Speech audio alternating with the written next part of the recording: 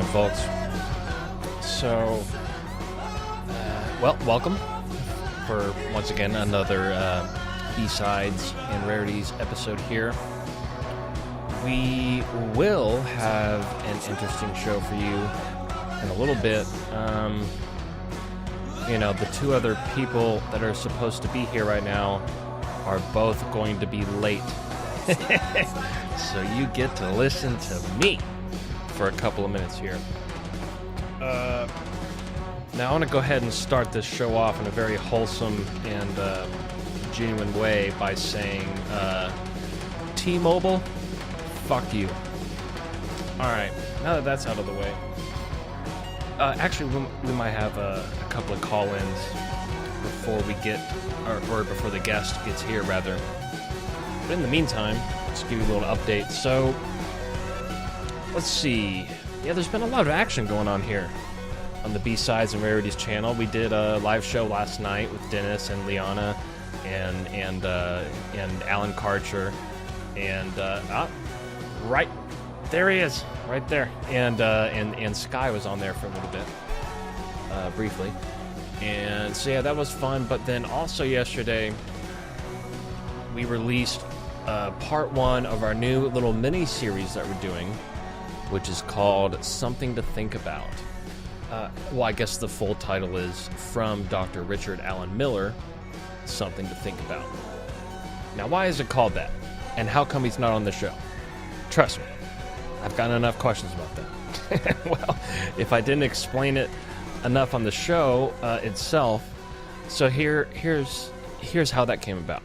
So I was talking to Rick the other day, Dr. Richard Alan Miller the other day, and yesterday, right? And so we were talking, man, I don't know. I can't tell you how long it was, but I mean, we might as well have recorded it, right? Every time it's impossible to not have a very fascinating conversation with him, even if you're just trying to book him for a show, which is what I was doing. Next thing you know, we're talking about quantum physics and the entanglement theory, and it's just inevitable. So, but at the end of the conversation, he sent me an email with a link to this book. And it's a book by A. Skirkin, and I can't quite remember exactly what it's called right now. So it's an interesting name. But so basically, what it is I'm just reading segments of the book on the air. Is basically what it is. But it's really powerful. I mean, this is the kind of thing that nobody's going to read on their spare time, but they should, right? So I'm just reading it for you. So there you go. That's what that is. And if you want to find that, that's on our B-Sides and Rarities channel on Spreaker. And if you're not very sure how to get there, we should probably put a link to that on our website by now, right? But the easiest way to get there is just go to Spreaker.com, right? Spreaker.com, and search for Shift Happens. And when you do that, well, the first result will be the main show, Shift Happens, but the second result, you'll see the same logo, but it's a channel called B-Sides and Rarities. And there it is. And, we put out at least 2 or 3, as of late anyway. We're putting out 2 or 3 B-Side episodes a week, and this being one of them. So, yeah, if you're ever bored and nobody's live when you want them to be, well, there you go. You can go find some extra stuff to listen to there. And, by the way, the couple of people that were wanting to call in, now would be the time. And, because, our guests are going to be a little late. So, if you want to call in, the call-in number is 928-485-4856. Putting it in the chat room now. And there you have it.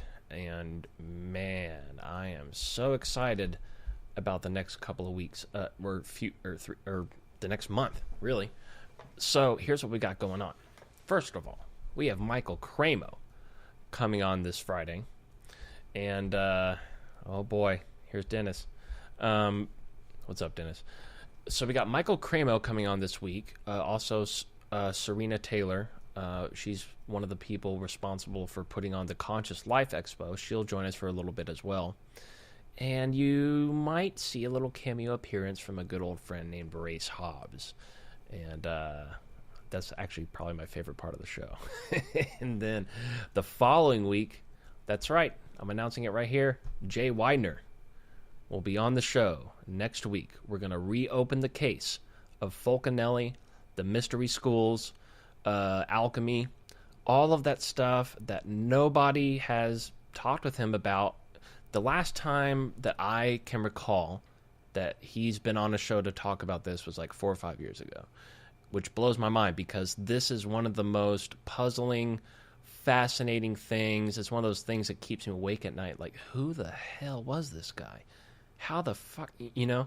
And it's just one of those things. So we're going to have Jay Widener on next week. The following week, you know, we're going to be at Conscious Life Expo. So I'll just let you know right now, we're going to do a pre-recorded show with Micah Hanks from the Grayling Report. And the Fringe FM will run that during the normal show time. And then the following week is our 100th episode. That's going to be on March 1st. And we are going to have none other than Dr. Richard Allen Miller as our guest for our 100th episode on March 1st. And I couldn't think of anything more proper. All right, so we got a caller here. Who art thou? This is Alan and Sky. Hey, what's up, Alan? Hey, what's up, Sky? Oh. Hi. Hey. So we're good, man. We're sitting in McDonald's having something to eat and just chilling for a bit. We'll be on our way home in a minute. So I've got to ask, what did you both order? Actually, we haven't ordered yet. Well, what are you going to order? Probably a burger and fry, like I always do, man. Yeah, obviously, but which burger? Because there's a huge difference between a Big Mac and a double quarter pounder and cheese. You got to be specific here, brother. That's called a Royale and cheese in Paris. Oh, they do. Wow. I totally. That's true. That is a true fact, folks. And you know what? They actually taste better than the ones here. That's what I hear. Oh, by the way, Brad, our associate producer, just joined in right now. Yeah, agreed. Well, not agreed, but I've heard a lot of people talk about that. And apparently, in some parts of Asia, instead of fries, they just give you rice with your burger, which seems kind of strange. Yeah. But I guess it works, right? So there you go. If it were up to me, Is it fried rice or is it just rice? I don't know. I love fried rice. I don't know. Good question. I'd rather have fried rice any day over French fries. Actually, yeah, no, I don't think they would put that much effort into it. It's probably just like plain old white rice. I don't know though. I don't know. But let me give you a pro tip when it comes to McDonald's. So here's what you do: you order the double quarter pounder with cheese, but you tell them instead. But here's what you do: you tell them instead of the mustard and the ketchup or whatever else they put on there, fuck all that, and just tell them to put the Big Mac sauce on there. So you get the double quarter pounder with the Big Mac sauce. Yeah, think about that. Good. Just think about that. Yeah. I didn't even know there was a Big Mac sauce. That's what the Big Mac is. How do you not know about this? Yeah. Shame on you, It's sir. like a mayonnaise and ketchup mix. Yeah, no, get rid of all that shit and tell them to put the Big Mac sauce on there. And may your life be changed by that order. And you're welcome, by the way. No, it's all about the sauce. All about the sauce. Yeah, honestly, it's basically, Brad, the Big Mac sauce is very similar to, the In-N-Out burger sauce, to put that in perspective. Yeah, so it's like a Thousand Island. Yeah, I kind of noticed that similarity. Yeah, so imagine a double quarter pounder with the In-N-Out sauce. There you go. Bam.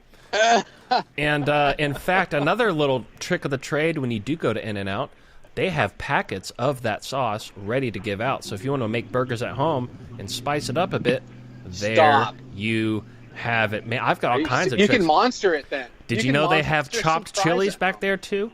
And you can get there's so many little secrets, especially the animal style burger, which is not on the menu. Trust me, next time you go to In-N-Out, order the animal style burger and make it a double.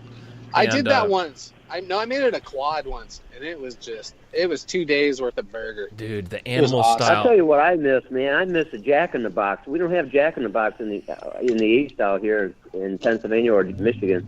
But when I was in California, man, I was hitting the Jack in the Box every day. Wow, I thought honestly, Jack in the Box is pretty good, Jack in the Box. especially the ultimate cheeseburger. I like their jalapeno poppers.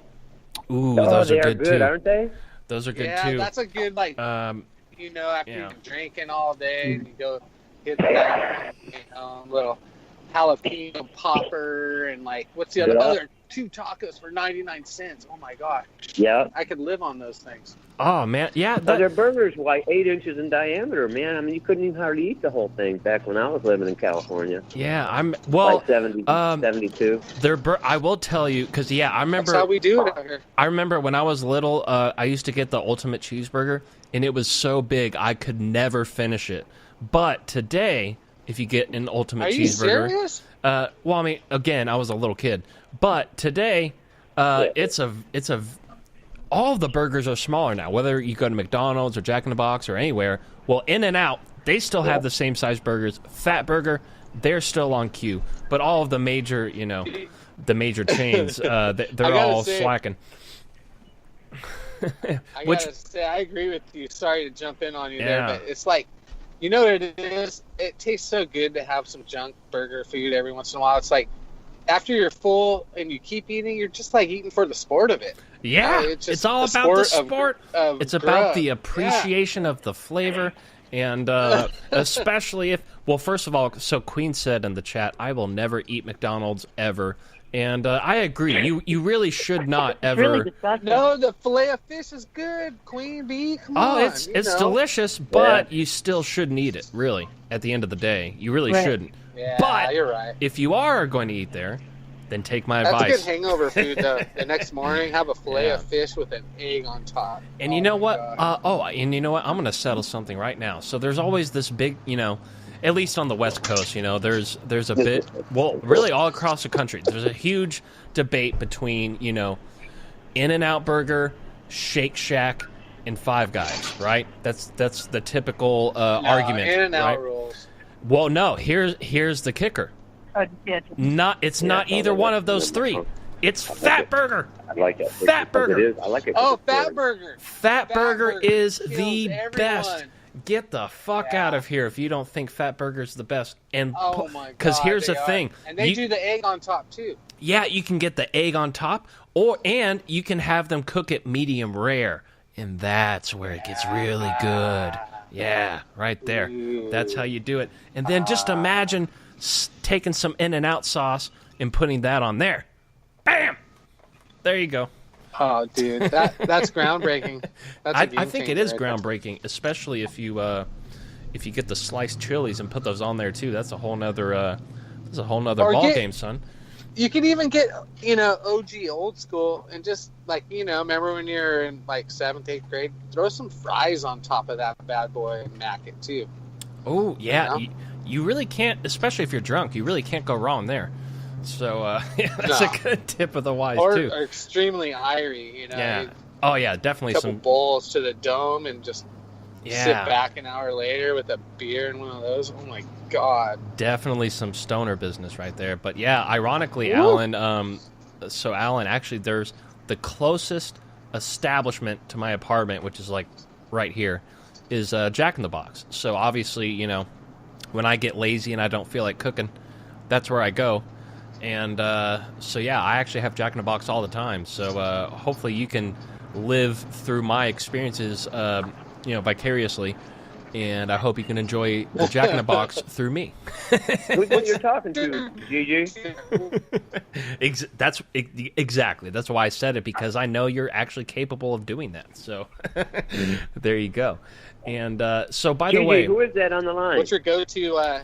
Oh, this is Brad Harris. He's our associate producer here for Shift Happens. Oh, okay. Yeah. Okay. Hello, Brad.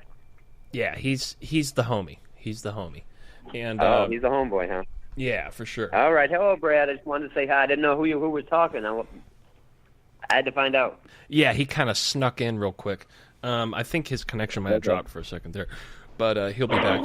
And, there we are. I'm back. Yeah, there we are. So Brad, any update on Andy? Is he kind of close to maybe being here soon? Yes. Andy, he had a little issue at work he had to deal with, but he is more than happy and excited to come in tonight. He's going to come hot into the studio here in about probably 20 minutes. Bear with us. But what we could do is we could talk a little bit about what's going on. Oh, yes. Well, first of all, Brad, you just dropped again. I guess we'll hear him in a second. But, that reminds me. No.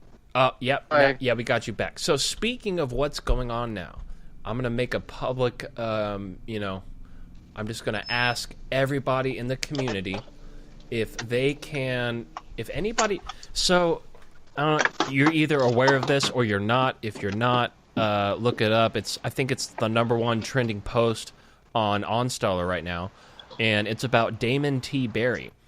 If you don't know who Damon T. Berry is, think of any radio show, he's been on it. And he put together a very fascinating documentary. Although, honestly, I don't... Actually, you know what? Let's just say he put together a really fascinating documentary about Egypt and the pyramids and why they're there, how they're there, when they got put there. Knowledge forever time. Yes, there it is. I thank you for remembering that. I forgot what it was called. Thank you. I watched 4 episodes of it within the last 3 days. I went back and re-listened. Oh yeah, I watched. Yeah, I watched Damon. the whole series at least 6 or 7 times. And, there's 8 parts. There's 8 parts. But you know what's a really good one too is what's her name's series, the Pyramid Code, which is on. How come I can never remember her name? That's it. Once and for all, I'm just going to look it up. How dare me? All right. Anyway, so while I look this up, Sure. So Damon T. Berry is, so basically, here's what's going on. Here it is. Why is it not saying her name? Hold on. There we are. I have to remember what her name is. Perfect writer. Whoop, that's not what I meant to do. Oh my God! Can somebody please tell me why is her name not attached to her own work? Yeah, we're here. Anyway, the Pyramid Code. I'll figure out her name in a little bit. But back to Damon T. Berry. I just talked to him like a year ago, and everything was fine.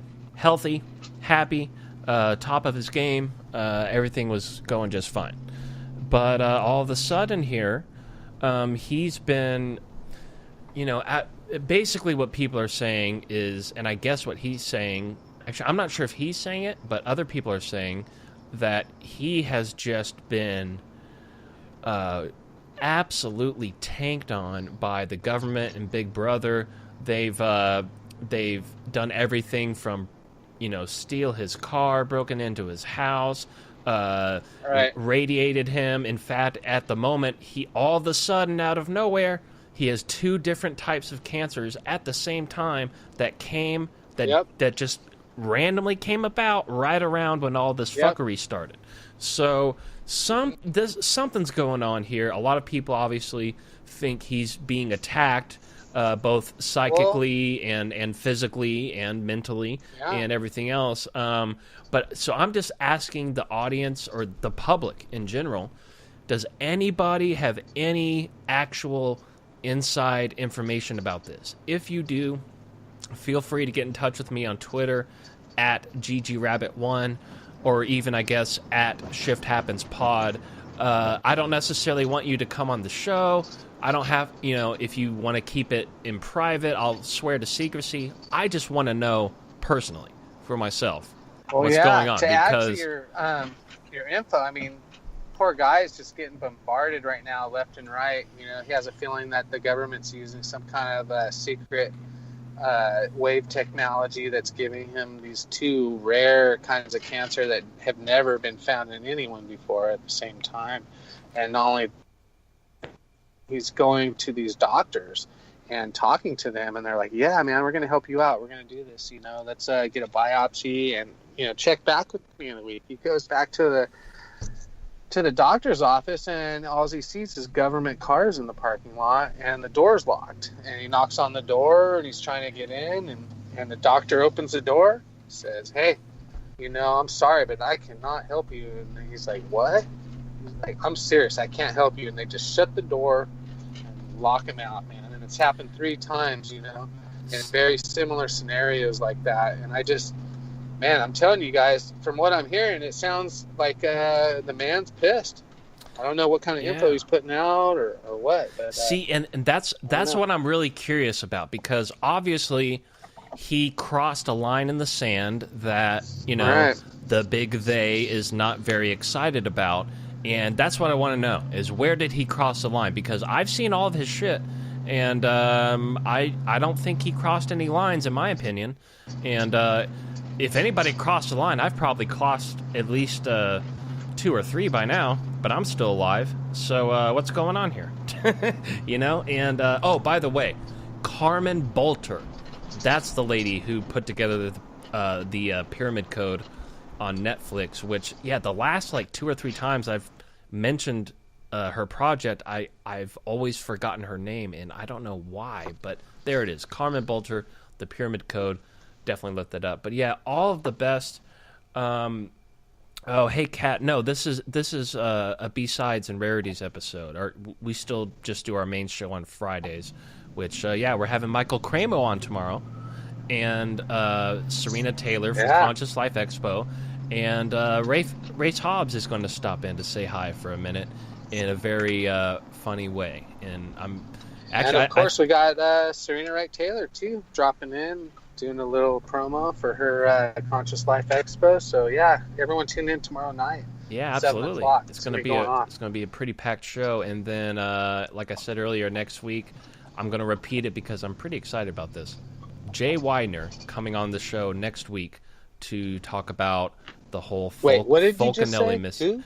Jay motherfucking Widener. That's right. He's coming on to talk about Fulcanelli, the mystery of the cathedrals, and that whole thing. And that is going to be...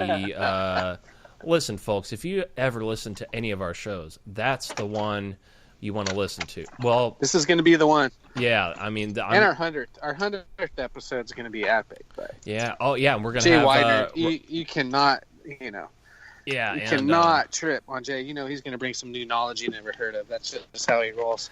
Yeah, and that's why I'm so glad to bring him on, because people have him on shows all the time, right? But never to talk about Fulcanelli, which is crazy to me, because that's the most fascinating story, the most fascinating mystery I've ever heard, yet nobody wants to talk to him about it. So I'm like, okay. Yeah, mystery schools and alchemy, and back in the day, it kind of follows a lot of the lines that we've seen with other big movers in the political, military, and other fields that happen. Yeah. But Fulcanelli was ahead of his time for sure. Oh, he's that's an understatement at best. Yeah, he, Kat's even saying in the chat room right now, I love Fulcanelli. And me too. But here's another interesting thing that Kat. I've been waiting to get Jay's opinion about for about 3 years now. Is so after I heard him talk about it on Jimmy Church's show, which, by the way, if you want to figure out what we're going to be talking about and want to get your toes dipped a little 54, bit, I think? 42, episode 42 of right. Fade to Black with Jimmy Church. They also did a follow-up episode. I think it's like 136 or something like that. I don't know. But look, just if you really want to have your mind blown before you go to sleep tonight after this show, just look up episode 42, Jay Widener, Fade to Black with Jimmy Church, and allow your mind to be exploded with curiosity. And so here's the other kicker, though. So what I want to show Jay, I'll probably just show him at the conference later this month, because it's going to be kind of hard to take pictures of all these and send it to him. But, so I actually got a copy of Well, okay, let me take it back. So when I was looking for a copy of Mystery of the Cathedrals, which is obviously a reprint, obviously there was... Anyway, so I'm looking for a copy of it. There was 19 or 20 of them there, but only one of them was used. And I don't know why, I don't know what got into me. It was only $1 cheaper than the new versions, but for some reason I was attracted to the used version. I was like, okay, I'm just going to get this one. And then, sure enough, well, and here's why, kind of part of the reason was, I had a feeling if anybody really read this book, they must have written something in there if they're reselling it. Like, there's got to be, some kind of message that they, because that's the kind of book it is, and that's the kind of mystery it is. You don't just read this book and then sell it with for any reason, really, unless you're going to write something in there and put a message in there. At least that's how I look at it, right?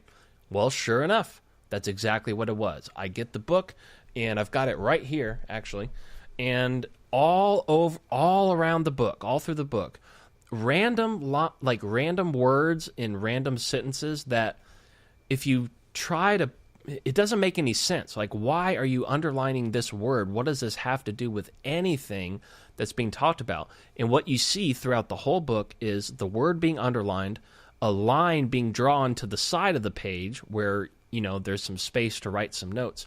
And it's just a bunch of old school alchemical phrases that, basically old Latin alchemical phrases, but they're not exactly, they're coded. The letters are switched around, and none of the words are actual real words, but they obviously, I don't know how familiar you are with Latin, but they're obviously, it was decoded from the Latin translation of whatever they were talking about, I guess. I hope that makes sense. And obviously I'm way too dumb to figure out what this guy's talking about, whoever owned this book.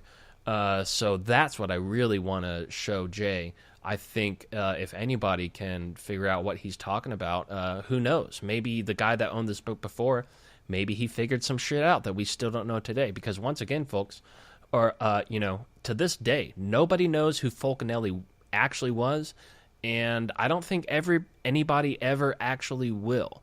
And that's one of the, that's the craziest part. It's like, this actually happened recently, like in the 1930s and the 1940s.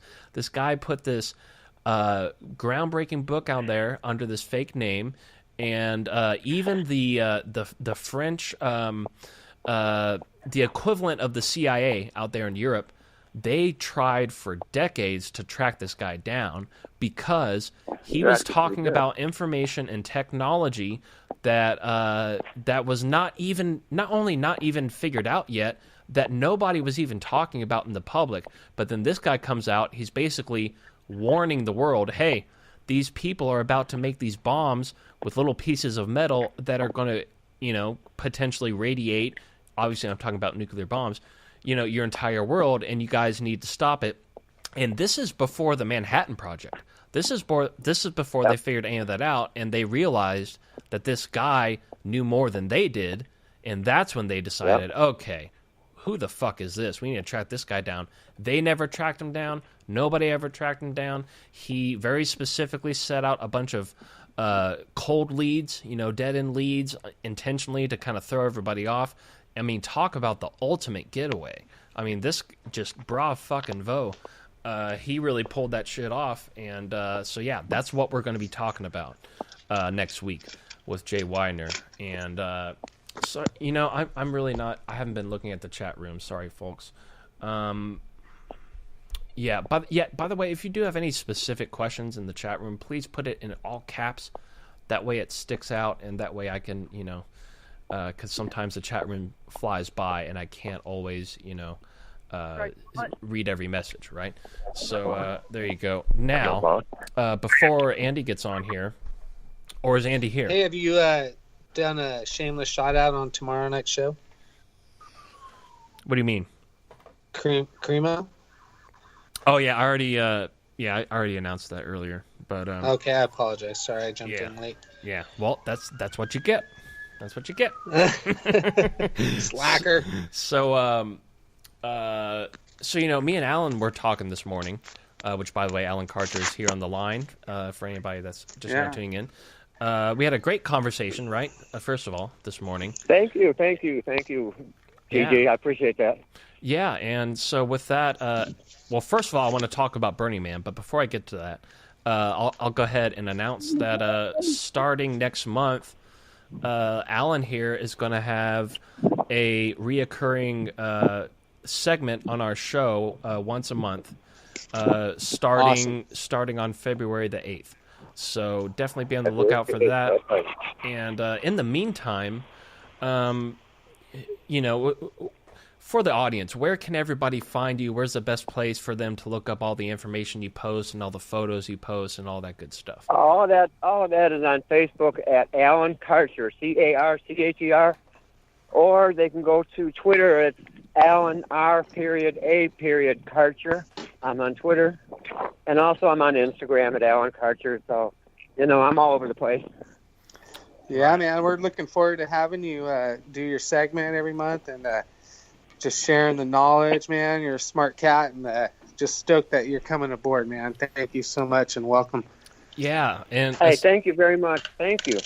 Yeah, especially since because we first talked about doing this. God, what was that in June? That was like right around Contact in the Desert. Yeah, it's been a while back. Yeah, and we just never quite, we just never got around to putting it together. But we are doing that now. So, I'm really excited for that.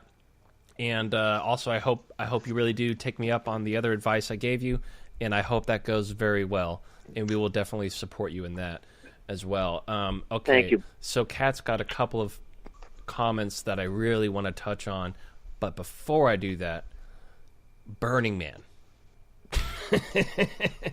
Awesome. Alan and Sky here are going to Burning Man. I guess there's a couple other folks as well, and I have always, that's like a dream of mine. I have always wanted to go to Burning Man, and it looks like this year just might be the year for me, and I might be tagging along with Alan and Sky and whoever else is going, but holy I'm shit. so excited. I am so fucking I've heard excited so many too. good stories of Burning Man. My uncle, who's an older cat, and he's been going there since the get-go, and he was actually the head of the DMV there. What was it, Department of Mutated Vehicles? Yeah. And it was pretty freaking awesome. Seeing all the pictures. He was a photographer, so he actually put together and compiled many pictures of all the years he's been there. And some of his photos have been included in some of the Burning Man, annual photograph books and whatnot. So, man, I wish I could have gone there back when it was popping up, but I hear it's even getting bigger. What do you guys got? Did you say Department of Mutated Vehicles? Yeah. Oh, okay. And, one of the best... everyone has their different ride out there. Everyone brings out all these vehicles that are just mutated. And there has to be safety checks because, people can get hurt really bad if they're not, up to par. You guys know that. Yeah. And, I mean, there are so many different facets to that experience that obviously, we're all aware of. We all know what Burning Man is, right? We've all heard the stories. But the one story that I heard that really made, after I heard this, I was like, okay, I got to go see this shit. So Duncan Trussell, one of the best stand-up comedians in the world. He also hosts a podcast called the Duncan Trussell Family Hour. Definitely check it out. Very smart guy and very funny guy. Anyway, so he was telling a story on Joe's show one time, and he was talking about this bar out there at Burning Man where it's basically a concept bar, right? And the whole concept is all of the wait staff and all the bartenders have to lie to you no matter what. So anything you ask, they have to lie to you. So in order to get a drink, you can't order it in the form of a question. You just have to state, I want this. And then they'll give you a drink. But if you ask any other question, like, do you have whiskey? No. Are you working here tonight? No. Anything you ask, they have to lie to you. And man, let me tell you, I would I'll probably spend my whole fucking 2 weeks sitting right there having, just, I would never get old of that joke. I could just run that forever. And so that's what I'm really looking forward to. Hopefully, if I can go out there, which I don't see why I can't at the time, but, I will abide by the laws of what we call the Hollywood curse and not speak before it happens, so to speak. By the way, if you don't know what the Hollywood curse is, you either know it or you don't, and good luck finding it online. It's just a local thing here that everybody tends to almost religiously abide by the rules of. It's almost kind of like a cult thing. It's really interesting, but it really does. Basically. Honestly, it really seems to, every time somebody doesn't abide by it, they fail at whatever they're doing. I have noticed that. So there might be something to it. There might not. I don't know. But I'm not playing around. I'm not going to test it. I'm going to abide. The dude abides. So there you go. Hey, Brad, any update on Andy? Bradley. Well, until he gets back, the reason why Andy is a little bit late tonight is because he's waiting on a crane for some reason. And so Brad was telling me about this earlier, but at first I thought he meant like the bird, a crane, the animal, the bird. And so he told it to me a couple of times. I'm like, wait a minute, what the fuck did you say? He's gonna be late because he's waiting for a crane? And he's like, yeah, he's waiting for a crane. And so we both don't get that we're both talking about the different definitions of the word. And then finally it hit me like, oh, you mean like a fucking crane, like, shit, I thought he was waiting on a bird. Like, I was going to say, how is that, first of all, why is there a crane anywhere around here? Second of all, why would that hold him up from being on the show? So, yeah, I guess he's got some construction going down on his property. So, hopefully he'll be here in a little bit. Now, there's... Wait, so are you definitely going to Burning Man this year? Or I very, very much plan on it. The only reason I wouldn't, well, for one, it depends on the schedule of the show, right? So, because we go live every Friday. So if we can pre-record a couple of episodes to run for those, are you guys planning on going for the whole 2 weeks, or how long do you guys think you're going to go? I'm going to go for about 4 or 5 days, but I'm going to be in an RV. A podcast live from an RV in the middle of Burning Man would be, there's no Wi-Fi in Burning Man. Yeah, that's the problem. There's the bandwidth that it takes to host a show like this and syndicate it through the Fringe FM is just not possible. Right. So that's why, like I said, possible out in the middle of the desert. But if you're only going for like 4 or 5 days, then fuck yeah, I can definitely go. Yeah, that's all I'm going for is about 4 days. All right. Well, do you have to pay to get in, or do you just kind of show up?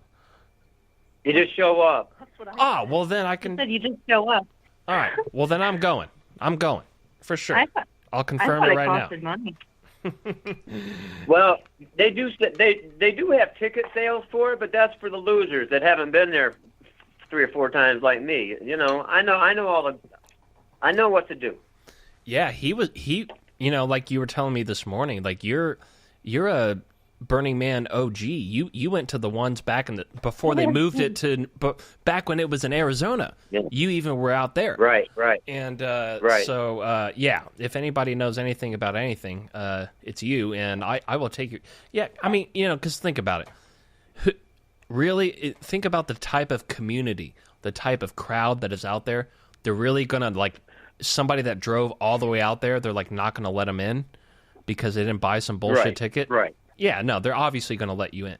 So it's our kind of people too. It's like 200. It's like 70,000 light workers and wanderers and our kind of people out there. It's just one big love fest. It's really cool. Yeah, Yeah, I know several friends that have been. I've heard all about it. It sounds so cool. And like I said, I just really want to experience that they have to lie to you bar. That I'm really looking forward to that. I just can't wait to experience I that. can get that right here at the McDonald's, man. Oh yeah, absolutely, right? Yeah, really. So wait, hold on. You said 70,000? Do that many people go? I just sent you a video on Burning Man and what is Burning Man, and they estimate about 70,000 people every year. Yeah. What was that, through the Facebook thing, the Messenger? Yeah, Messenger. Okay. There's 2 videos on Burning Man on there. You got to watch. They are fantastic. It tells you everything you need to know about Burning Man. All right. Yeah. Honestly, I haven't been. That's another thing I want to just say to everybody real quick. Me and Brad were talking about this earlier. We a lot of people. We've got a good amount of people that listen to this show, and right. all day long I'm getting links and messages and emails from people in the audience. Hey, check this out, or hey, can I ask you this? Hey, can you blah blah blah?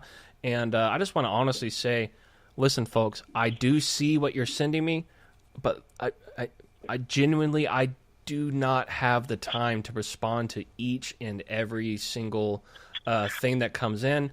But don't let that fool you. Don't think that I'm not seeing it, because I am seeing it, and I am reading it, and I am checking out the links when I can. But I just can't do that all the time. So, and I don't know. I just kind of feel bad about it. I know a few people lately have been, they felt personally offended that I wasn't responding. So I just want to let you guys know, I love all of you. Thank you for listening to the show, and thank you for sending me the links. And please keep the links coming, because, man, half the shit I talk about on the show is because of something that I saw from a link that a fan sent in, right? So please keep that going, and please don't take it personally if I don't specifically respond to each and everything. And I think I speak for everybody on behalf of the show, whether it's Brad or Cortana or Darren. We do appreciate it. Keep it going. And we do apologize if you were offended, but please do not be offended. All right. Wanted to get that out of the way real quick. So Kat said okay, Kat, let me clarify this for you or anybody that's confused. Yeah, obviously our main show was on Friday, which is Shift Happens. This here, what we're doing right now, is called, this is the Shift Happens B-Sides and Rarities channel. And since this has nothing to do with the Fringe FM, and this is not a part of the network, that means, it means a couple of things. One, we can do these shows whenever we want. For example, last night we started at 7. Tonight we started at 5. So it's totally, it's all fair game. And on top of that, I can fucking say whatever I fucking want on this fucking show, because there's no fucking family fucking friendly fucking, rules here. So that's the other beauty of this fucking show. And that's why we do this. And, it's just a different sort of platform to us, for us to explore different topics and things that might be a little bit more controversial, which, speaking of which, is kind of, hopefully if Andy ever makes it here, we're going to get into, here's what we're going to get into tonight, is hopefully, if he ends up making it, is, so this guy, I haven't really talked to him a whole lot, but he explained enough, and Brad, you've explained to me enough. So I can just give you a very loose outline. So this guy grew up being family friends with, the Escobars, Pablo Escobar and his whole family. He grew up,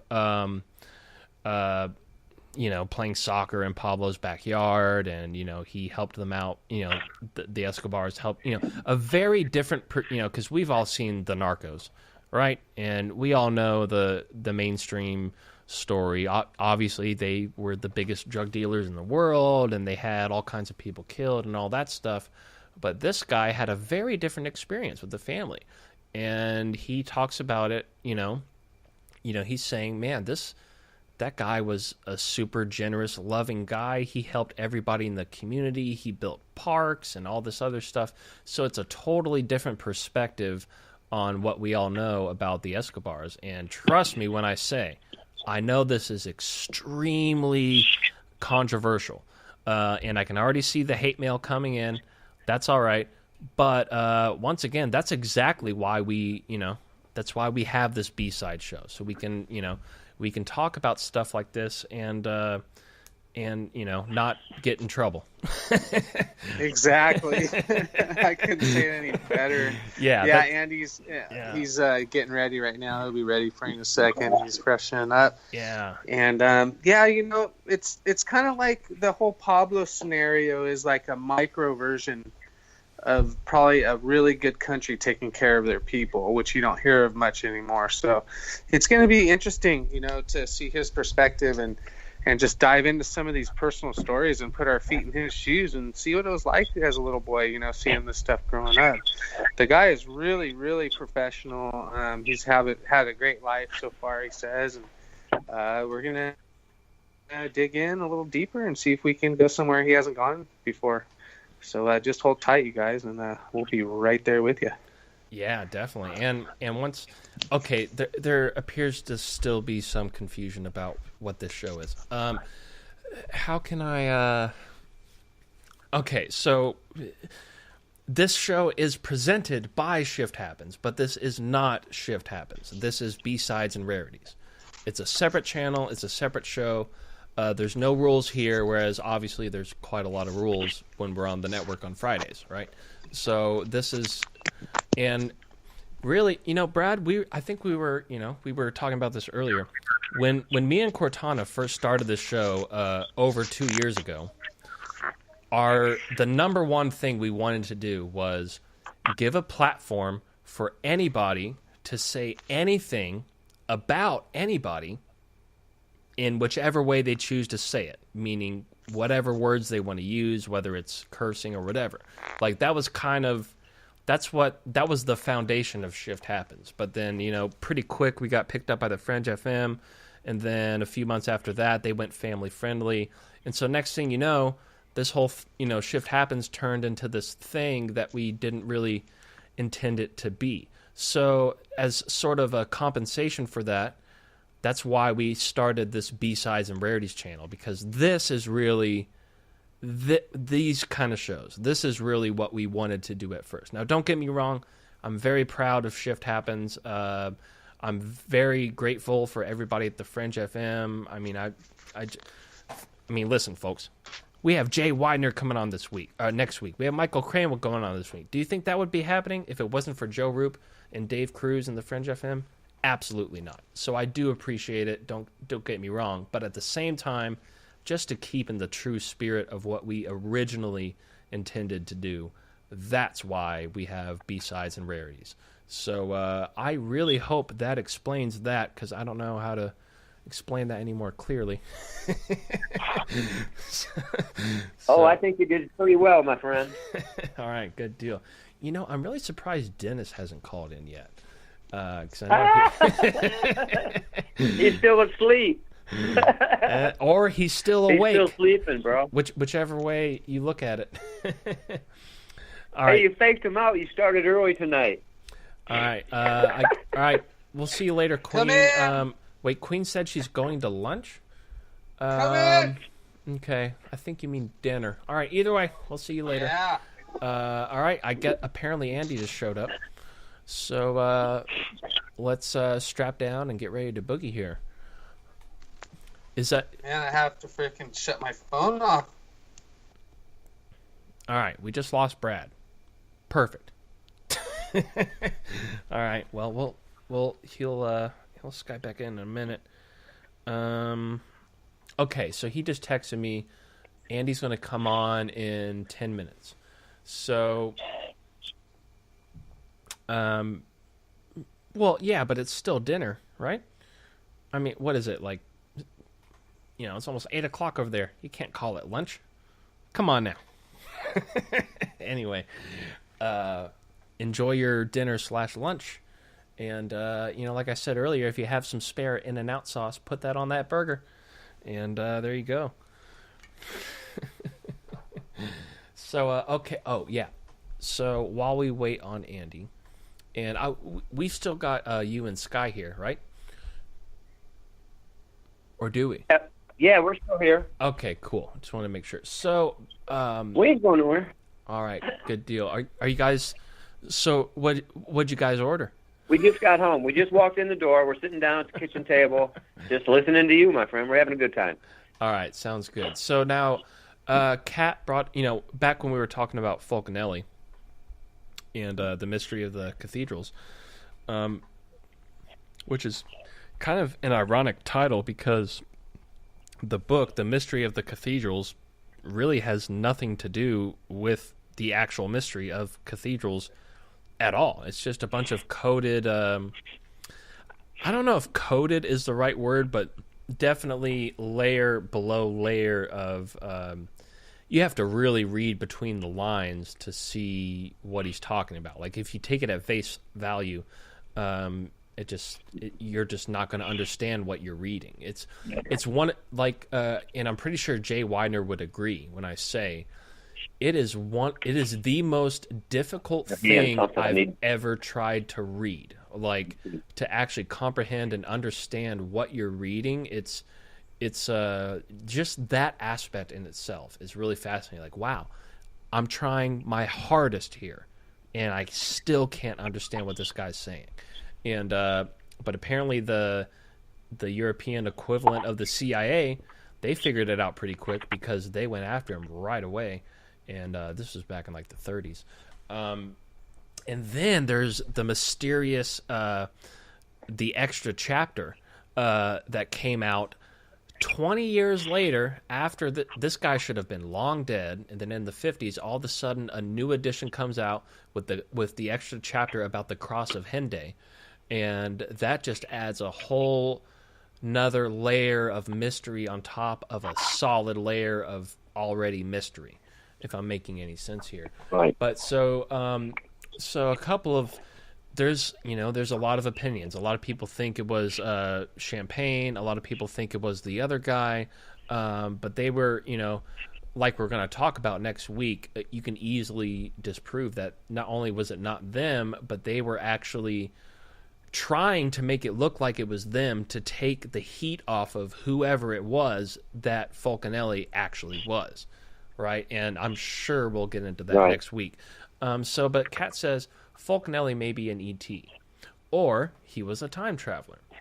Compared to the mystery, as kind of out there as those opinions sound, honestly, that's not those are fair questions as far as the level of mysteriousness that this situation is. There's also a third possibility that he was a deep state whistleblower, or he was a half a dozen deep state whistleblowers, just like QAnon. You know what I'm saying? Well, in a way, he was, with the exception.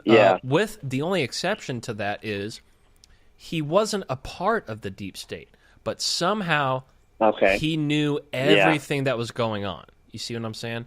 And but here's the real theory, because one thing he talks about very clearly, there's nothing very clear in the book, but if there is any part of the book that is very clear, it's this part where he talks about the pineal gland. So, which there's experiments and studies that have been done now that have actually confirmed this scientifically more modernly. But at the time, we didn't even have the science to figure out, to even understand this, much less do experiments on this or lab rat experiments or anything. But here's what it is, though, is what he says is the sole reason why we all age and we get older is because our pineal gland calcifies. So, with that said, if you can decalcify the pineal gland, you can reduce, you can literally get younger and therefore live essentially forever, unless, you get hit by a bus or something, right? But, As long as you watch out for flying objects, there's no reason why you can't stay alive if you can figure out how to decalcify the pineal gland. And this is the, once again, according to Fulcanelli, not necessarily my opinion, although it kind of is. This is the ancient alchemical secret. Now, most people think that the whole thing about alchemy was, turning lead into gold, right? And now, man, Jay could explain this way better than I can. I'm going to try my best right now. But that, what Jay would argue and what Fulcanelli is saying is that whole thing, turning lead into gold, that's actually a mistranslation of a metaphor, which really stood for the reversing of the decalcification of the pineal gland. To put it in perspective, Right. because when your pineal gland calcifies, it kind of like it almost literally gets heavier, and then you feel older and you feel heavier. Like, even though you might not literally have gained any weight, your body feels a little heavier. It feels a little older. But then if you can reverse that, all of a sudden you get younger, you get lighter, and quite literally you glow. You actually glow when you're at, you can actually see a glow on people that are in prime health, right? And so that's kind of the correlation. It's not turning from lead to gold. It's turning from old and heavy to young and new. That's really what alchemy was all about. And then he also goes about the whole, here's another thing most people don't know about is, at least according to Fulcanelli. So back in 1772, I don't know, somewhere in the late 1700s, there was You're talking about the Queen Victoria days. Yeah, and you've got to ask yourself, how old is Queen Elizabeth right now? I think she's older than is publicly known. Yeah, she's probably about 325 years old. There you go. Now you're talking.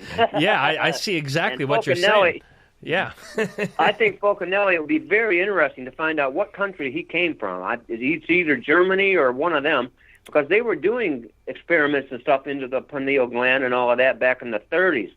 Yeah. What the time period we're talking about here. Oh, I'm glad you brought that up. Okay, so before we move on here, let me explain to you the experiments. Well, you obviously know, but let me explain to the audience these experiments that took place after Fulcanelli's time. Yeah, they were fucking around with it a little bit back then, but they didn't really prove it until I think it was the 70s or the 80s, maybe even the 90s. I don't know. Let's just say the 80s for the sake of this conversation. In the last 50 years, let's put it that way. Right. So what they did, and this was at, what was it, Harvard or Stanford? It was one of those prestigious schools. And so here's the study. Right. They took a set of really old mice, and then they took a set of really young mice, and they surgically removed the pineal glands of both, and they swapped them. So the young mice now have super old calcified pineal glands, whereas the old mice have all of a sudden decalcified brand new pineal glands. And I'm pretty sure you can all see where this is going. The old mice with the new pineal glands all of a sudden literally started reversing in age, and they lived like 3 times longer than any mouse has ever lived before. Whereas the young mice that got the old, dirty, calcified pineal glands, they started developing all kinds of diseases, and they died really quickly, and they aged really quickly. Which, bam, right there. That's exactly what Fulcanelli was talking about back in the 30s. And Fulcanelli is telling us that the mystery schools of alchemy has known about this for hundreds of years before the 1700s. And so here's where the 1700s comes into play. Is there was a break in the mystery schools. And so it was one group of a secretive society, basically, right? And the split created two things, which is one of which we now call the Illuminati, the other of which we call the Freemasons. According to Fulcanelli, these were both one and the same. And according to him, after the split in the late 1700s, the Illuminati, they're the ones pulling the strings behind Big Brother and all that stuff, according to him, right? Whereas the Freemasons, they're the ones that took off with all the alchemical knowledge, all of the historical knowledge of alchemy. They split from the Illuminati because essentially they foresaw that the other side of the group was going to use this technology and information to, a couple hundred years later, invent nuclear bombs and things like that, which is, they were already talking about that in the they already knew that was coming somehow. And so they split off and they went into hiding.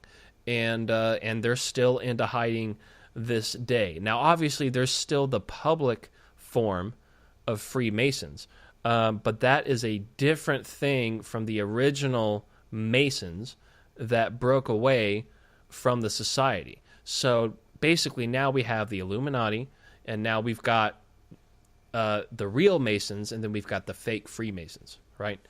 And so that's kind of the thing, and that's what he's talking about. And there's still shit that he talked about in that book that science will probably prove, but we're not even that advanced to prove it. And here's this guy telling you, hey, yeah, we've known about this for hundreds of years. In fact, we're probably a couple of 100 years old ourselves, right? Like Queen Elizabeth. And, they felt a very desperate need to expose what the broken off Illuminati branch was up to, which in this case would be the development of nuclear bombs. And think about that. Who, Alan or Sky or Brad or would any of us really take the, would we really be interested in creating a device that can destroy the world? Why would we put, I just want to hang out with my friends and have a good time. Why would any part of my day be dedicated to constructing a death device? You have to be really sick-minded. You have to have a real negative agenda to actually not only want to do that, but spend decades trying to figure out how to do it. I mean, that's some real dark, sick dedication. And so what what he did is he saw what was happening, and they tried the typical speaking in tongues and speaking in metaphors and trying to give little winks and nudges, so to speak, to the public, but nobody was picking up on it. So he decided to drop this book out of nowhere, which was, this is the craziest part, is this is real. This book actually did come out in the 30s in France. There was only 500 copies ever printed, and he just, all of a sudden it was in bookstores. The name Fulcanelli was on it, and that's it. And that was the best way at the time that they thought that they could get the information out to the public. So with all that being said, to get back to your question, he definitely was based out of France, right? But I don't know where he was actually. Well, nobody knows where he's from. First of all, nobody even knows who he is. So and like I said, I don't think we're ever going to figure it out. He did a goddamn good job of covering his tracks. Sure did. Or their tracks. Maybe it very well might have been more than one person.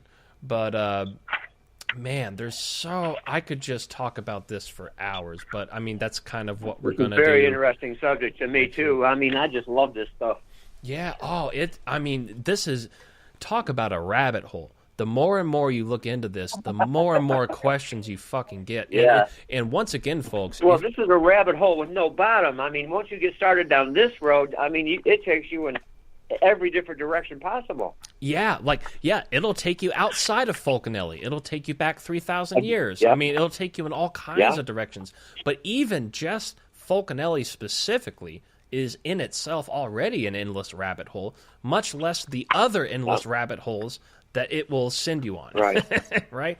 So, right. So, yeah, and once again, folks, if you cannot wait until February 15th and you want to know more about this, really the only other reference there is episode 42 of Fade to Black with Jimmy Church. The guest was Jay Widener, which that's the guest we're having on next week.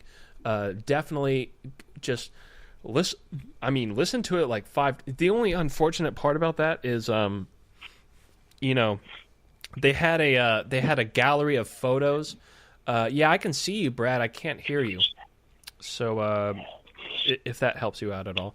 Anyway. I'm just not trying to interrupt. Okay.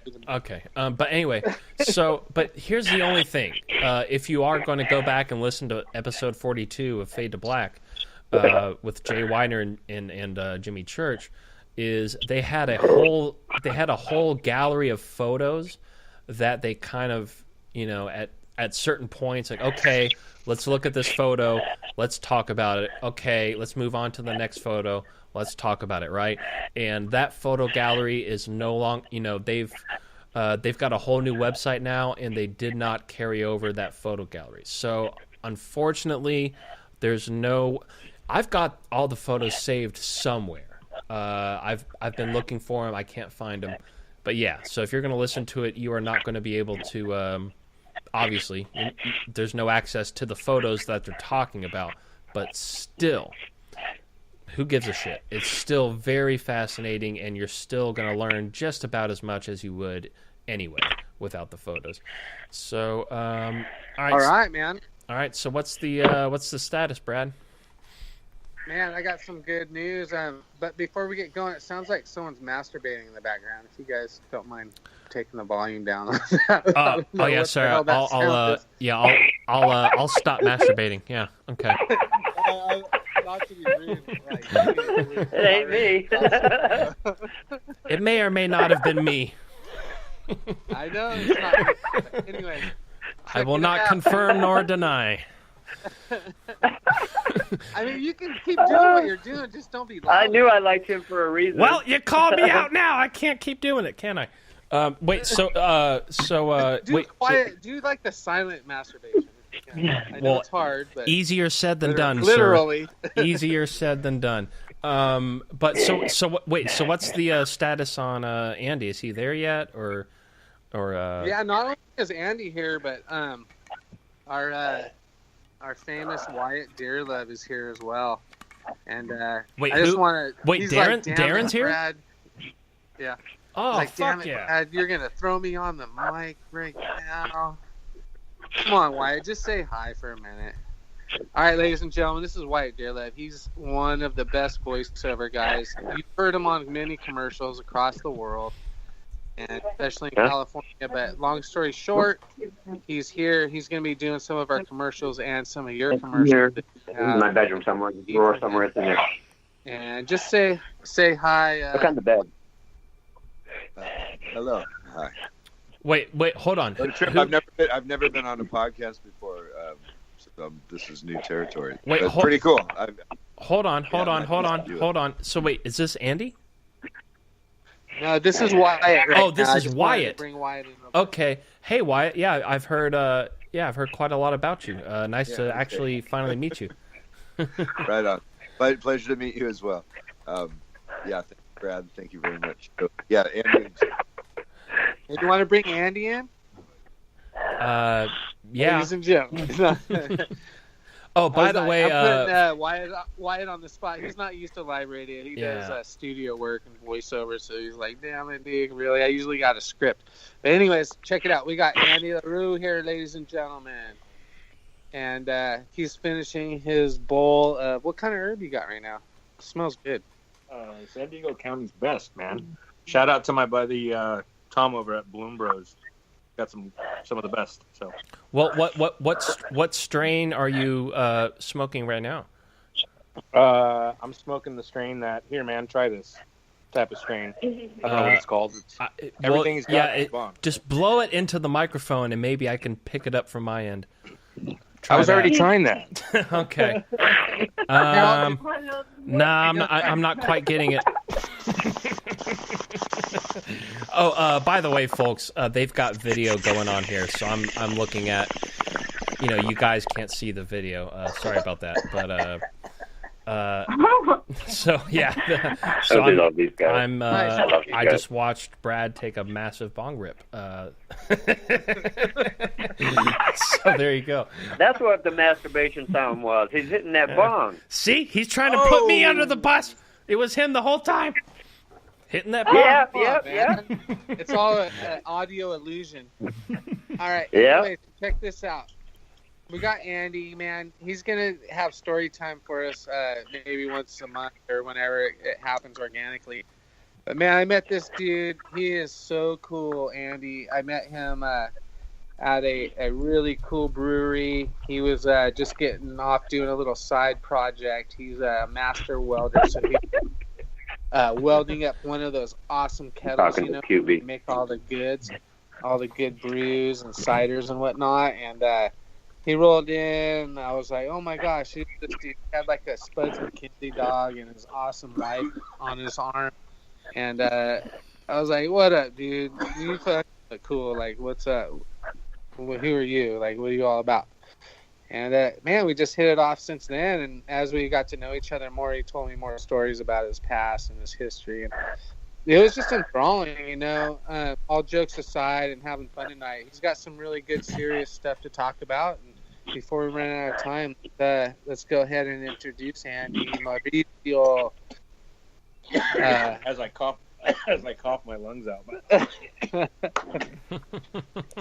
Órale. Buenas noches, muchachos. ¿Cómo están? ¿Cómo están? Bien. ¿Y tú? I used to know how to say "let's go skateboard" in Spanish, but I forgot how to say it. Vamos a patinar. Is that? That's it. That's what it was right there. Anyway, I know that's what it is, man. Yeah, I've just I've been trying to remember that for years, and there it is. So okay, so the camera is set, looking at a bong. You might want to. Yeah, there we go. So now Andy. So by the way, this is Andy Leuro. Am I pronouncing that? Hey, what's up, dude? Here, I'll go ahead and turn my video on too. Okay. Yeah. So hey, cheers, brother. Hold on, I'm trying to get it set up here real quick.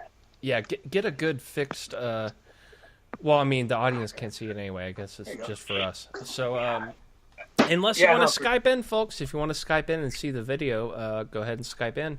Just put the ID out there. So there you go. That don't work. I Skype with family back in Colombia, so I know where to put the camera. Yeah. It wasn't until Andy got a hold of the camera that we got a steady shot. So what do we do? There you go. There you are. Hey, go over a little bit because we got half your face. Oh, right. Yeah, I'm not even paying attention to that. Yeah, there you go. Is that good? Right. Perfect. Put it up a little bit. There we go. So Andy, Andy Leuro. Am I pronouncing your last name correctly? No, you're not. It's Leuro. Leuro. Well, I know the spelling. I just can't pronounce it. Not too many people can, man. My kids can barely pronounce their last name, so hey. Yeah, how do you pronounce it again? What did you say? Leuro. Yeah, I don't. That's my mouth is not capable of producing that sound. Right. Not a lot of people's mouths are. Listen, I grew up in Texas. We don't, that's not in our vocabulary. We're at Texas because I got family that grew, I got family. Yeah, no, that's just across the border. No, I was literally it's a forest town called Kingwood. It's literally a town that was built into a forest northeast of Houston, and so we're kind of secluded out, kind of like a bunch of elves running around the woods, basically. that's that's where I grew up. That sounds like fun, man. Honestly, it was. I mean, I hate going back there now, but at the same time, I don't regret growing up there. Well, I mean, I kind of do, but for the most part, I don't regret growing up there. So Andy, I'm not, feel free to, set a line in the sand as far as, what we do and do not want to specifically talk about. But, I mean, I've just got to ask you point blank, you knew the Escobars. Yeah. As a kid, I played on their ranch, and I have family that ties into all that stuff. And, there's a lot that, goes along with it, and a lot of in-depth of, stuff that happened. And, it's kind of like just a book that's never really been opened before to have, people know and understand my feelings and my thoughts and how I felt about stuff like that. I still remember that stuff. Nobody, not a lot of people will say, they can't tell me that I don't remember. I remember what it was like. I have times when I think about it. I wake up in the middle of the night sometimes. I don't sleep. I sleep a couple hours every night, and that's good for me, Right. I have so much going on in my head. Just, I think from past that, maybe I'm just kind of immune to it a little bit and kind of get lost in translation of the things that happen. I don't know. It's just a lot of stuff that is there. I'm willing to talk about it. All right.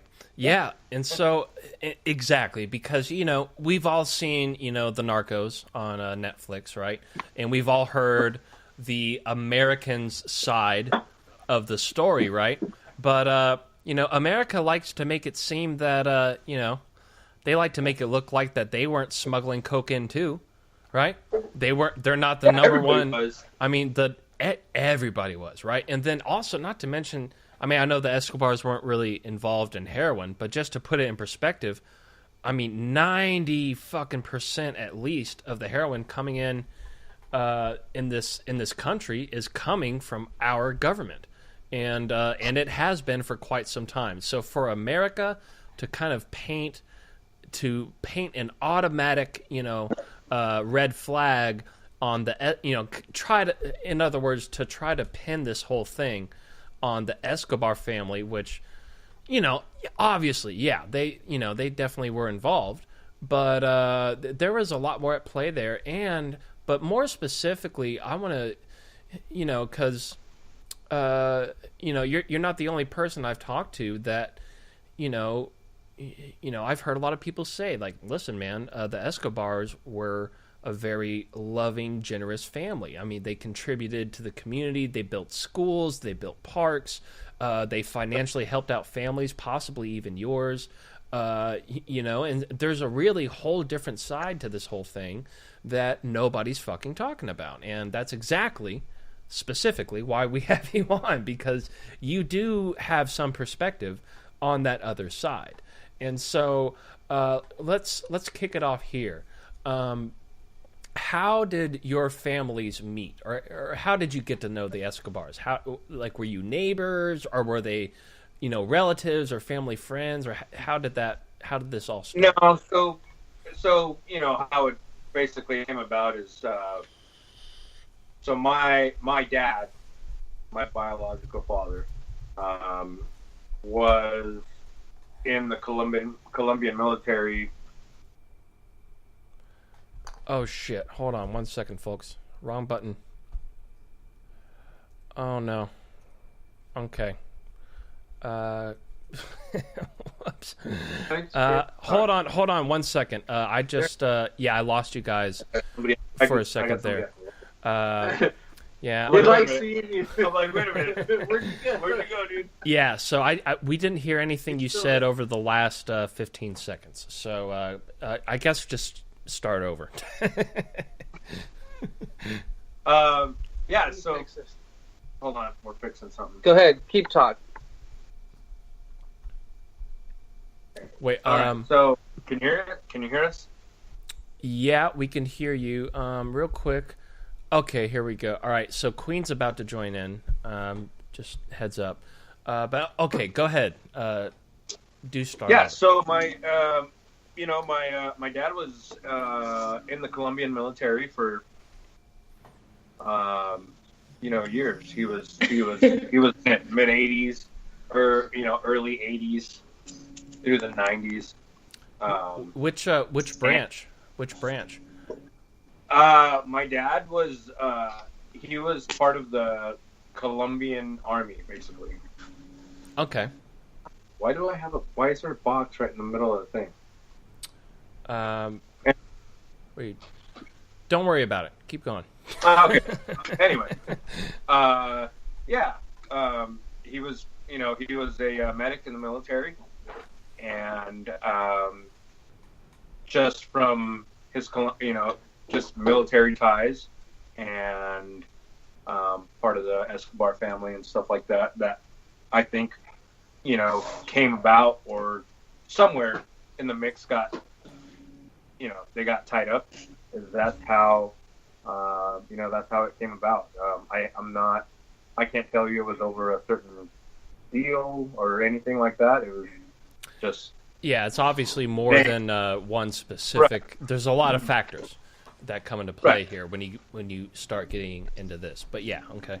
Right, and I'm just making it a generalization because I don't want to just blare out family history and but yeah, generalization. They got to meet, and as a kid growing up, playing on his ranch, stuff like that. There's a lot of ins and outs in between everything, to where whether it be military or not military, my dad's part of the family was always really protected. There was a lot of instances where we saw and heard things that my dad just secretly took care of, and people disappeared, or people just kind of somehow. All right, hold on, folks. Hold on. I'm gonna have to pause you right there. We got a surprise cameo appearance coming on. He doesn't even know it. Micah Hanks from the Grayland Report is calling me right now. Let me go ahead and answer this call, and I'll put it on speaker. Hey, Micah, I'm live on the air right now, but I did answer your call, and the audience is listening. What's happening, brother? Micah, yeah. Oh, that's always fun. Well, you'll love this, and so will your audience. I just got off the phone with our good friend Randall Carlson, and he says hello to everybody. So, and so do I. Hi, everybody. Yeah, Randall. Woo. All right. Hey, Randall. Oh, yeah. So I guess you can't hear the other guests on the show, but they just said right on, and they said hello, Randall. Well, excellent. Well, I'll tell you what. Since I'm not officially part of the broadcast, how about I let you do your job, and you can call me back tomorrow or after you go get off the air. How would that work? All right, yeah, that sounds good. But real quick before you go, so me and Race are going to do that little comedy bit tomorrow. Do you want to be a part of that? Well, I'll tell you what, I'll have to see what time you guys want to do that, because as it turns out, Randall and I had a session we were going to do tonight, which we're both tired, and we're moving it to tomorrow. So. Okay. Yeah, well, that's why I'm calling you. Okay, that makes sense. All right. By the way, so Michael Cramo went ahead and anyway, yeah, we talked about this. So, well, first of all, man, I would love to talk to Randall someday, if that's possible. I'm sure it would be. Randall is such an educator in the way that he thinks about things. And if he has an opportunity to address an audience and talk about interesting stuff, especially as it relates to history, sacred geometry, and geology, he's all in it. And so I think he would be happy to do that. All right. Fantastic. Well, all right. Well, with that, we'll go ahead and we'll get back to our show here. But yeah, I'll call you back sometime tomorrow morning, and we'll catch back up, okay? Yeah, give me a call anytime. And ladies and gentlemen out there in the radioverse, listen well, and listen to this young man as often as you can. GG, he knows what's going on. So I'll talk to you tomorrow, buddy. Thanks, man. I appreciate it. All right, good night. Good night, ladies and gentlemen. All right, cheers, Micah. Good night, Micah. Woo. All right, so there you go, folks. Micah Hanks from the Grayling Report right there, coming in live in interruption. So let's get back to the show. Listen, folks, he's not, I had to take that call. So anyway, now, okay, so what I was going to ask you before Micah called was, so given that you grew up, playing on his ranch and being around the family, how would you describe, just the general vibe of the family, how they, was it like a pretty positive, I mean, obviously you weren't playing on his ranch for no reason at all. It must have been a fun place to be, right? And they must have, I'm sure they made sandwiches for you and everything else, right? So how would you, if you wanted to share to people how the family, you know what I mean? Yeah. Maybe taco or like a burrito, but probably most likely not a sandwich. But well, yeah, probably more of a taco, right? Yeah, man. I mean, I've got to be, I got to be honest. It was from what I remember, it was a good vibe. It was what dealing my father had with them. You never know. I can't. Did you ever see anything crazy like on the ranch, like that out of the norm? That or did they do, like, weird stuff. Like what would they do for entertainment? Like I don't know. Like what was going down as far as that? They had a lot of he had his own exotic animals, rhinoceros, zebras. Stuff like that he had, he got there from Africa because the guy, had money. So, he always tried to make it.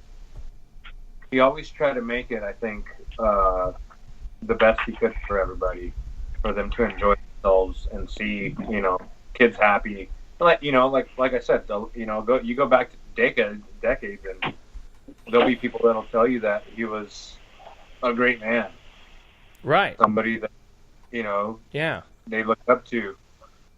He wasn't a criminal or anything like that. And well, that's just the way people in that country looked at it back then. Yeah, every place has a different way that they look at different people. Everybody has a different view of everybody else. The love of his heart, he was doing it for the good to himself, but other people didn't see it like that. What do you think, Gigi? Well, here is what I think. First of all, I guess, Queen, you're not very familiar with Skype. So if you're, if you look at the main screen, at the bottom of the middle of the screen, the leftmost button, it looks like a little... I'm still here. Yeah, I know you're here, but I'm trying to tell you how to turn on the camera. I think I was accidentally screenshotting because I was trying to... Yeah, I couldn't see myself, so I didn't know if you guys could see me. Yeah, no, we can't see you, but... I was like, oh shit. All right, so listen. So if you want to make that happen, here's what you do: is look at this, pull up Skype. Wait, are you on your phone or the computer? iPad. Okay. I think I figured it out. I think I know how. Well, then let's see it. It just felt awkward joining because I was like... All right, yeah, no, I think you got it. There you go. All right, there she is. All right. Oh, by the way, none of the audience can see what's happening here. This is just for us. So there you go. Now we're looking at the back of a can of ramen. All right, now we're back. Okay. No. Right now, dude. All right. So anyway, but yeah, getting back to you, Andy. So, yeah, what I think was the last question. I think, he obviously, I think from what I take from it, he obviously ultimately, he wanted to provide for his family, for his friends, for his community, for his city, for his area. Sure. Yeah, he did, he did a couple of Oh, we lost him. Kind of. Wait, are you guys still here? I can't really, continue that sentence unless they're on here. No, it said they left. It said Brad Harris left. Yeah, Brad, can you... For fuck. Yeah, let me, Well, they might not even be aware that they got dropped. No, they have to be. Anyway. Let me just tell them to call back real quick. Anyway, in the meantime... I have to go back to work, so... Well, I was going to say, what's happening, Queen? And now you're going to leave? Yeah, I just finished my lunch, so... Why do you keep calling it lunch? It's like 8:30 over there.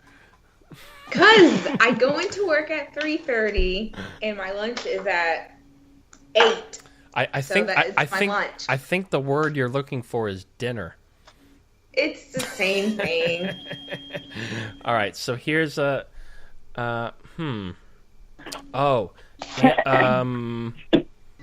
Okay, so Andy's trying to call back, but we haven't connected. I can't merge your call, Andy. You have to call back from Brad. You have to call back from Brad's account. Otherwise, it's not going to work. Unless you... once again, I would like to take this time to say Skype, fuck you. And with that said, yeah, Jesus fuck, I'm gonna have to text them. Anyway, Queen, have a good rest of your morning or night or whatever you're calling it. And thanks for hanging out with us. I don't even have anything to do at work. Well, then, I think I'm just gonna go home. Well, then don't go to work. Wait, so you can just kind of I don't want to waste my vacation, though. So you can just leave whenever you want, basically? I mean, if there's no work, yeah, I can pretty much leave whenever I want. I've been waiting for work for let me see, 5, 6, 7, for the past 4 hours, and I haven't gotten anything. Right on. All right, hold on. Let me text Brad real quick.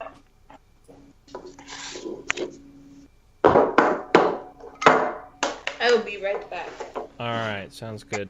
So, okay, folks, Andy is trying to get back in the show.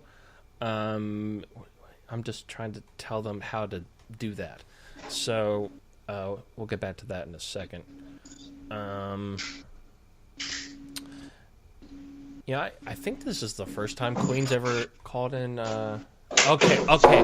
So, if you guys are listening to the show, Andy, now that you sent me that request, I'm going to accept. Okay, Andy. Now, okay, you accepted it. Now call back. Call back now. Now I can merge you. If you're, if you can hear me. All right, let's see. See what happens here. All right, here we go. And we are back. All right, there we go. All right. Yeah, that was the problem. Yeah. You had to connect to me first. We had a phone issue. Yeah, Brad. Right, you got it? Brad's phone sucks, doesn't it? It does. I had to hook up on mine. Fuck you guys. But here, I think we're going to do something a little bit different here if you want to give us a second. All right. I want to see where... Dude, I think I have the exact same plaid shirt that you're wearing right now. I have the exact same shirt. No way, it looks like you guys are Oh no, not right now. In my closet. That's cool. We're gonna do it right here. I love this. No, I've got the Micah Hanks coat on right now. Oh no. Oh shit, that's kind of dope. But then they're gonna be looking up your freaking. Okay, I don't know, man. It truly doesn't matter because the audience cannot see us anyway. It's just the three of or the four. Well, the five. Well, the six of us that can that can see us. Other than that, well, I know, but the problem is I'm trying to be comfortable and just sit the way I was before. Well, what happened? Oh, Brad's phone happened. Yeah. My fucking phone died. Dude, Brad. Me and Brad's calls get dropped at least 2 or 3 times a day. It's unbelievable. Is that better? Can you see us good right there or what? Yeah, no, you're good. You're good. Okay. I grab this chair then, because I don't want to sit on that piece of shit. Oh, now he's getting all picky. I love the surfboard in the background, by the way. Hey, what's up, Daryl? Thanks for tuning in. Yeah, feel free to call in if you want, Daryl. I invited her on earlier. So, anyway. So, kind of... Well, I was in the middle of getting to a really good point when you very rudely disconnected. Hey!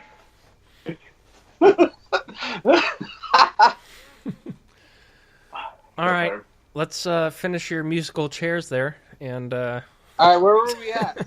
I'll tell you exactly where we were at. I was in the middle of saying before you your phone very rudely fucked everything up. So let me start back at the beginning of what I was saying, which is, Pablo, it very much seems to me that he was a very loving, generous guy that just initially wanted to provide for his friends, his family, his community, and you can see the fruits of that by all the... Provide for his country. Yeah, and his country, exactly. And, and just like if with anybody that actually gets any, if you're really going to make some money and really make a difference, you got to shake hands with a couple of devils here and there. You got to make a couple of deals, right? And the American government is there's no exception. They've funded both sides of every war since America's been here. They've smuggled in every drug you can imagine, and then they try to make it look like, oh yeah, we're clean, right? Well, you're no more clean than the Escobars, in my opinion. If you really look at it. Okay, now we've got another. Oh, Sky is trying to call in. Yeah, Sky, you have to send me a request first, or wait, how come you can't just talk through Alan's thing? Either send a request, a connection request, or just talk through Alan's. Alan, are you still there? I'm here. Why is Sky trying to call in separately? Well, I friend requested. Oh, okay. Hold on. Let me. No, I didn't get it. You have to. You didn't get it. Okay. Well, I see you called, but I don't. I didn't get a request, which is easier said than done because Skype's fucking program is so goddamn shitty. Yeah, I swear to God, folks, I've been saying it for weeks, but I really am seriously considering switching to Zoom. This is ridiculous. Yeah, it says waiting for you to accept the invitation. So. Well, I'm waiting to get an invitation in the first place. So once again, here goes Skype. Yeah. Fucking everything up. There you go. Yep. God fucking fuck. Yeah. Hey Sky, how about this? You can oh wait, did you want to take part in the video? I'm guessing. The one on the bottom left. I'm sorry. What did you say? Well, I was gonna say you could call the call-in number, but I imagine you probably wanted to hang out with us on videos, probably while you were calling. Yeah, that was the plan. Okay.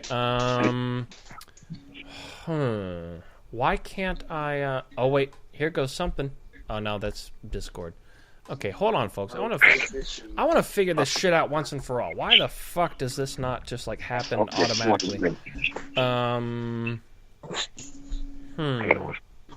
Where did we leave off at? So, well, I actually kind of ended my point. Oh, here we go. Okay, I just sent you a connection request, Sky. Okay. Do you see that? Hold on. Sorry, folks. I know this makes for terrible radio, but I want everybody to participate that wants to here. So, hey, GB, I got a couple of questions for our guests tonight. If you are ready, are you ready? Or are we waiting for something? Yeah. Go ahead. So, Andy, I was wondering, what year were you born and where were you born? 1983. Chihuahua, Mexico. Ah. Yeah, I used to drive down there. Well, actually, I probably... Anyway, yeah. I know that place. What? You used to drive? How long a drive is that from Texas? Oh, actually, it's really not, especially from El Paso. Sky, you haven't accepted my request, so you can't call in. Well, I can't accept your call. So there has to be a notification thing that just told Anyway, but yeah, so Chihuahua, Mexico. That's like deep in the heart of Mexico, right there, son. So I can wait. So you grew up there, like as in like your first 15 or 20 years. That's where you lived. So I was born there. My excuse me. My parents met at a military hospital. My dad was in the military on assignment in Mexico, and being a medic, he was working at a hospital, and my mom was going to that hospital for medical school. That's how my parents met. Okay, so but how long did you actually live in Chihuahua? I was born there, and I only stayed there 6 months. Okay, and then where'd you go after that? In Colombia. Right. Okay. So and then that's basically where you grew up. Right. Okay. All right, Queen. We'll see you later. Thanks for hanging out for a bit, and hopefully we can get Sky in here. Anyway. Bye. All right. Your message will be played back to you. Oh, shit. What was that? Anyway. All right. So okay. So that's interesting. So. Okay. So let me ask you this. We've all seen the Narcos, right, and all that stuff. Hold on. Let me rephrase the question. How accurate, on a percentage scale, percentage-wise, how accurate do you think, the whole Narcos, at least the first 2 seasons? I already knew what you were going to ask. About a 6. Yeah. 6%. Yeah. Okay. Yeah, and plus, here's another thing. They never even mentioned his brother. He was never and when I say that, people are like, no, he was part of it. And no. You're thinking of his cousin. Yeah. He was there for the first season and a half. But his brother, which by the way, he's the one that just launched Diet Bitcoin. You might be familiar with, but the Escobars own cryptocurrency, basically, and I just think it's very interesting that they left him out of the whole fucking thing. His name was not even mentioned. He wasn't referenced. Nothing. So that just makes me go, why not? Right? Yeah, some things go better unmentioned. Yeah. Definitely. Some things in life always go better unmentioned, and or to the exact thing that happened. So I totally get it. So right on that note, would it be fair to say that some of Pablo's brother's actions were misattributed to Pablo himself on that show? On the show? Yeah. Yeah, I didn't care too much for the show. But the answers to the question though. Yeah. No, I don't. The show doesn't really make it justice. It's nothing like that. It's the complete opposite. Yeah. So I'll kind of take that as a yes. Sky. Oh, okay. All right. So, Sky, we are now, I think, connected. Maybe. Okay. Oh, okay.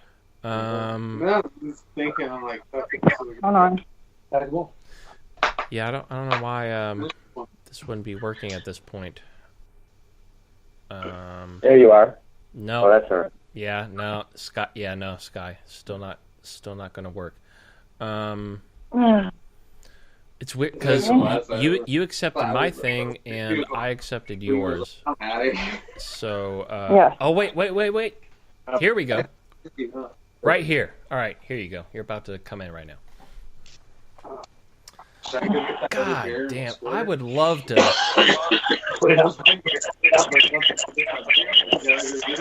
got any more beer?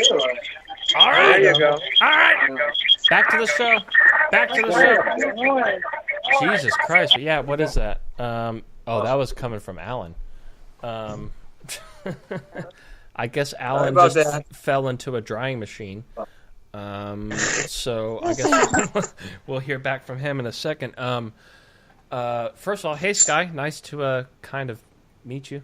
Hi, how are you? Hey, I'm fantastic. Are we all blazing right now? What's up, Doc? Apparently, hey. What's up, Alan? Hey, my man. Yeah, maybe we should do some video versions of this show in the future because the audience has no fucking idea what we're doing right now. So, I was kind of in the middle of making some kind of point, wasn't I? I don't know. We'll see. But, What's the matter, man? You put it back? So now, let's go back to. So now, when you let's get a little bit more specific here. Obviously, well, first of all, let me say I do agree. How about this? I agree 96% with what you said when you said that only 6% of the show was accurate, if you're even listening. No. Sorry. Oh, hold on. I gotta take my shirt. It's hot in this room, so hold on. Oh yeah. No, I know that garage. It does get hot in there. Okay. Wait, did you move your computer to the freaking anyway? Like Arctic Pendleton on. Like, bro, relax. Right, it's not that cold. Shit. All right. I'm in my speed Dude, right Alan, now, dude. I dig the bandana. I dig the bandana. Keep it going. That bandana's rad. Big bandana. I'm a little hippie. I told you that. You're rad. I love it. Oh, dude, Alan is the shit. We're not giving him a segment on our show for no reason at all, right? So, anyway, back to the question. What's the question? The fucking question was, so back when you were Jesus. Okay, who's calling in now? Daryl's gonna join us. So here's Daryl. Well, it'll take a couple of seconds, but here she. Speak. What's the question? All right, Daryl, you need to turn the speaker off in the background. Which speaker? Oh, hold on. You've got the show playing on something else. You got to You're turn right. that down. No, I don't have to play. Oh, you're right. You're right. Well, somebody's got the show playing somewhere. I turned it off. All right, there it is. All right. Hey, Gigi, what was the question? Well, Daryl just called in. I had to fucking answer the call. Anyway, so here's Daryl, everybody. And a very good friend of the show. She was on the show last night, in fact. I didn't. Oh, wait, was that last night or was that the other night? Either way. Was it last? Yeah, let's listen. Okay, back to the question. All right? Okay, so, going back to, like you described, playing on the ranch, who were you playing with? Was it, his nephews and nieces? With myself. What? Oh, just you're just wandering around by yourself on his ranch. No, I'm sure there was tons of kids running around, and I'm sure I'm sure my family wasn't the only family that had connections like that. So, you know, kids and Yeah, okay. like I said, it was a very open spot. It was a very right. Okay. You know, yeah. I don't know how to describe it. Okay. I just wanted to see this. That this makes was a little my more sense. scoliosis brace. Oh yeah, look at this fucking thing. Is that ugly or what? It is. Yeah, it seems pretty gnarly. But anyway, but let me kind of narrow down the question I was trying to get at is okay. Let me say this the right way. So, like you said, there were obviously you weren't the only kid hanging out there, right? And a lot of different families had access, you know, obviously because, you know, Pablo was, you know, his family was pretty generous and they had some property and they let you guys go there and hang out whenever you want, right? But, so any notable people that, like, you might have stayed in touch with after you grew up, or like who exactly did you hang out with on the ranch that would, you know, that you would that could put you in prison well, that, or for example, just be able to participate in this conversation and they would be like, yeah, I remember that too. You know what I mean? Yeah, you know, we're all very it's not something we really talk about a lot, in all honesty. Oh, and once again, once again, like I said in the first place, it's totally fine if you don't want to, you know, cross a certain line in the sand when it comes to talking about this stuff, right? So feel more than free to just say, you know, I don't want to go there. Yeah, it's not that I, you know, wouldn't want to go there. It's just that you're right. There's a line in the sand that me as my own family and holding my family's back, like I just there's a line. I don't really, you know. Yeah. I don't talk names. I don't talk, you know. That's, yeah. And I totally respect that, and that's why I wanted to make sure we had the terms straight here. But when you wanted to buy drugs, like who did you call? I'm just kidding. Okay. Yeah, at 4 years old, I don't think I was really looking for any. I might have wanted some like chocolate or something, but you were too young. Right. I think I begged my grandma for chocolate first before anybody else. So. Right. I feel like your next door neighbor's got like everything, but you still have to go through the local guy. You know, I want to talk to that person, right? Right. So, okay, let me try to ask this in another way that doesn't cross the line. Do you still keep in touch with any of those kids that you grew up playing with on that ranch? Is that a fair question? Just yes or no? Yeah, no. Yeah, no. Wait, no. Yeah meaning yes or yeah meaning no? Yeah, yes, it's a fair question, but no. Okay. Dude, that's we just accidentally quoted Clue the movie right there. Really? Yes meaning yes or yes meaning no? Yes, no. Oh no, I think it was the other way around. I think it was no meaning yes or no meaning no, right? That's what it was. Tim Curry. Right, yeah. Clue the movie. If you haven't seen that movie, fucking go watch it. I think it's on Netflix. Right. Yeah, no, I don't, just because, you know, me and Brad have had this conversation for a while that, you know, it wasn't just about that. I kind of went through a lot of shit because of, I mean, I was, you know, just, what do you say? Long story short, I was smuggled out of Colombia with like falsified papers and fake immigration papers. Interpol connected to like looking for my parents. What? So it was pretty crazy. Yeah. So I mean, you know, kind of playing and stuff on his ranch. I was part of growing up, and I did it several times. I don't really, you know, I don't never got anybody's phone number, anything like that, because I was a kid, you know.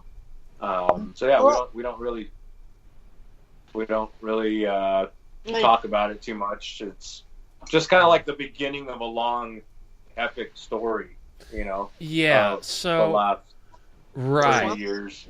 Yeah, I totally understand and respect that. But He's got stories that. Well, let's put it. Okay, I'm gonna try to frame this in a reasonable question form. It's a very I totally get where you're coming from. It's a very hard way to ask somebody. Yeah. And it's a very hard way for me to express. Yeah. Like how I feel, and like I could totally tell you that, you know, it's really hard. I think the moment like you can really open up is like when you can really tell a story and try to come across and bring across your point of like the feelings, really. Well, we won't tell anybody. Yeah. Well, we don't have to tell anybody because we're live on the air and it's going to tell itself. So that's why we can't go into this. But speaking of which, Andy, I would love to, sometime just, I'm like 45 minutes away. You know, I would love to come out there and break some bread, have a couple of drinks, and maybe talk a little. Because I'm not going to share anything with anybody. I'm just personally curious. Like I just want to know for myself. You know, what you a lot of things that it's a super. I'm sorry. Oh no! Go ahead. Go ahead. When are you going to write your book? No, I meant Andy. Go ahead, Andy. Sorry, Daryl. Go ahead, Andy. No, yeah, definitely. I mean, it's like I said, it's a small step in a long, crazy story. A crazy story that I could really tell you. Maybe as a kid, I'll just give you like a heads up if you guys want to listen to a quick story real quick and kind of give you an idea of like the little bit of things that kind of I dealt with and that have always been stuck in my brain. Yes, please. Yeah. All right, yeah. Let me smoke the bowl real quick and I'll tell you. All right. Well, in the meantime, while you smoke that bowl, first of all, this show is brought to you by weed. That's right. Hit up your local drug dealer and get some weed immediately because you probably are going to need it. Anyway, so while they're making that happen, just to let everybody know, I just kind of got a confirmation that I'm actually going to be giving. Let me fix my camera. Sorry, guys. So I'm going to be giving a lecture at two. Yeah, there's two conferences coming up that I'm going to be giving a lecture at. The first one is in March. The second one is What the fuck are you guys doing? Which one? What conference? They're both put on by the David. The 5D conference people. They're putting on both of these conferences. One is in March. The first one is in March, and as far as the ones I'm speaking at, anyway. Why? Wait, hold on. Why are you? What's up with the gloves? Oh, you know what? I fished one out because it was brand new and I was smuggling something, so I just decided to put it on. Okay. Well, yeah, you can't smuggle anything without gloves, can you? So I try. Yeah. I try. There you go. All right. Well, anyway, I'll be giving a lecture in March, and then I'll be giving a lecture in April. And if you want to find out the dates about that, I would love to tell you, but guess what? I don't know. So, look up 5D events. Well, where is the conference located? Maybe I can. Actually, you know what? I can probably. Well, if my cat didn't jump on my lap, I would be able to pull my phone out of my pocket. All right, I'll just kick her off my lap real quick. Are they in California? Actually, no. I can use my other phone. Are they in California? No, one is in New Mexico and one is in Vegas. I don't remember which one is which, but one of each is one of those. So, Oh, are they paying your airfare and room and board? I'm going to be pretty honest here without saying too much. I'll just say it's not the best deal I've ever had. And, but I'm still more than happy to give a lecture there, and I really appreciate Saeed, the guy that runs the whole thing. I appreciate the opportunity to do it. So let me just say that. Now that you do one, then you do two, then you do 10, then you get paid. Yeah, all right. So, Andy, did you guys figure out your musical chairs there, or? Figured it out. Okay. Yeah, we figured it out, or tried to at least. All right. Yeah, I can. You're kind of cut. Can you not see yourself on the screen? Do you not see? No, we can't. I don't know how to do that. Wait, you got to sit in front of your computer. There you are. Oh, because you're using the phone. That would there's nothing you can do to. Who's that gorgeous woman there? You didn't introduce that is Sky. Introduce Hi, yourself, Sky. I'm Daryl. Nice to meet you. Hi, nice to meet you too. I can't see you. I don't know what happened, but I got my head off. I'm not much to look at. I didn't even. Oh, stop! That's not nice. Hey, is there a way to fix that? Well, I can see everybody. So from my end, if you can't, there's really no reason that either any of us would not be able to see any of us, other than Skype being a shit program. Now, who's just peeking out of that? What is that room? It looks like a canoe. You're underneath a boat, and then there's a man's head in between a tree and the boat. What am I looking at? Well, first of all, that's an ironing board. Is an ironing board? Okay. And what? Oh, you're looking at Yeah.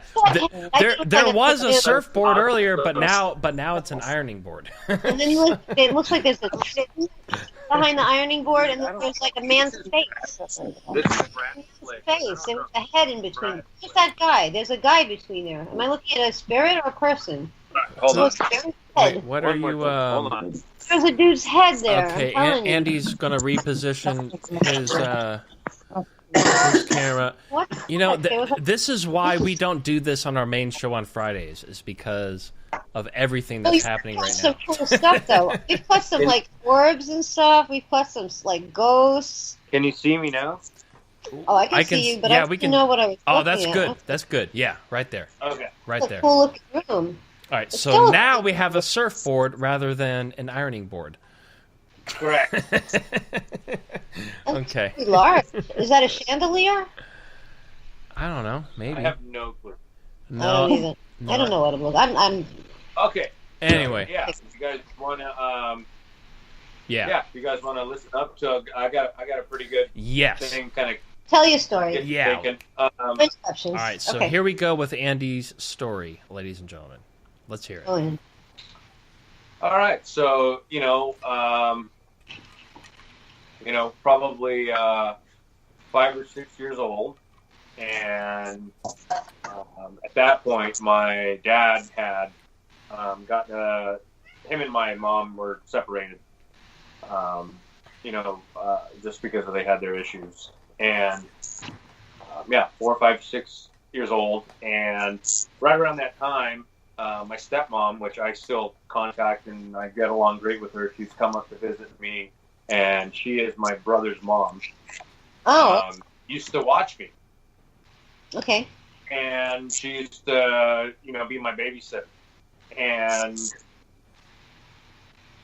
one night, my dad, being a medic and always being in medical school or whatever, trying to figure out, more learning and stuff like that in the medical field.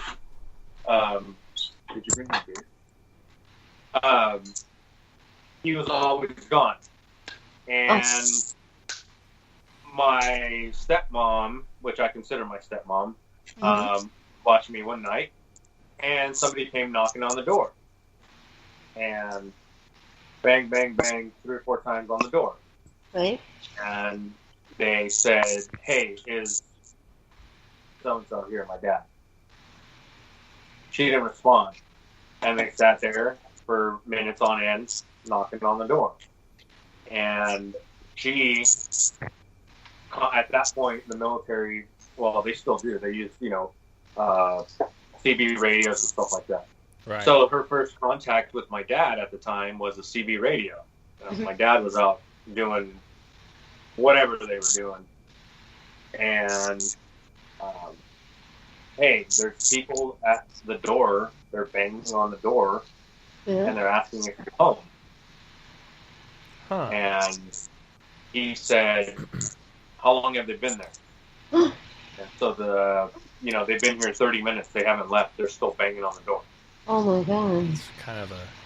So my stepmom grabbed me, and she hid us in a closet, and she got a hold of my dad again and said, hey, they haven't left. It's been an hour later.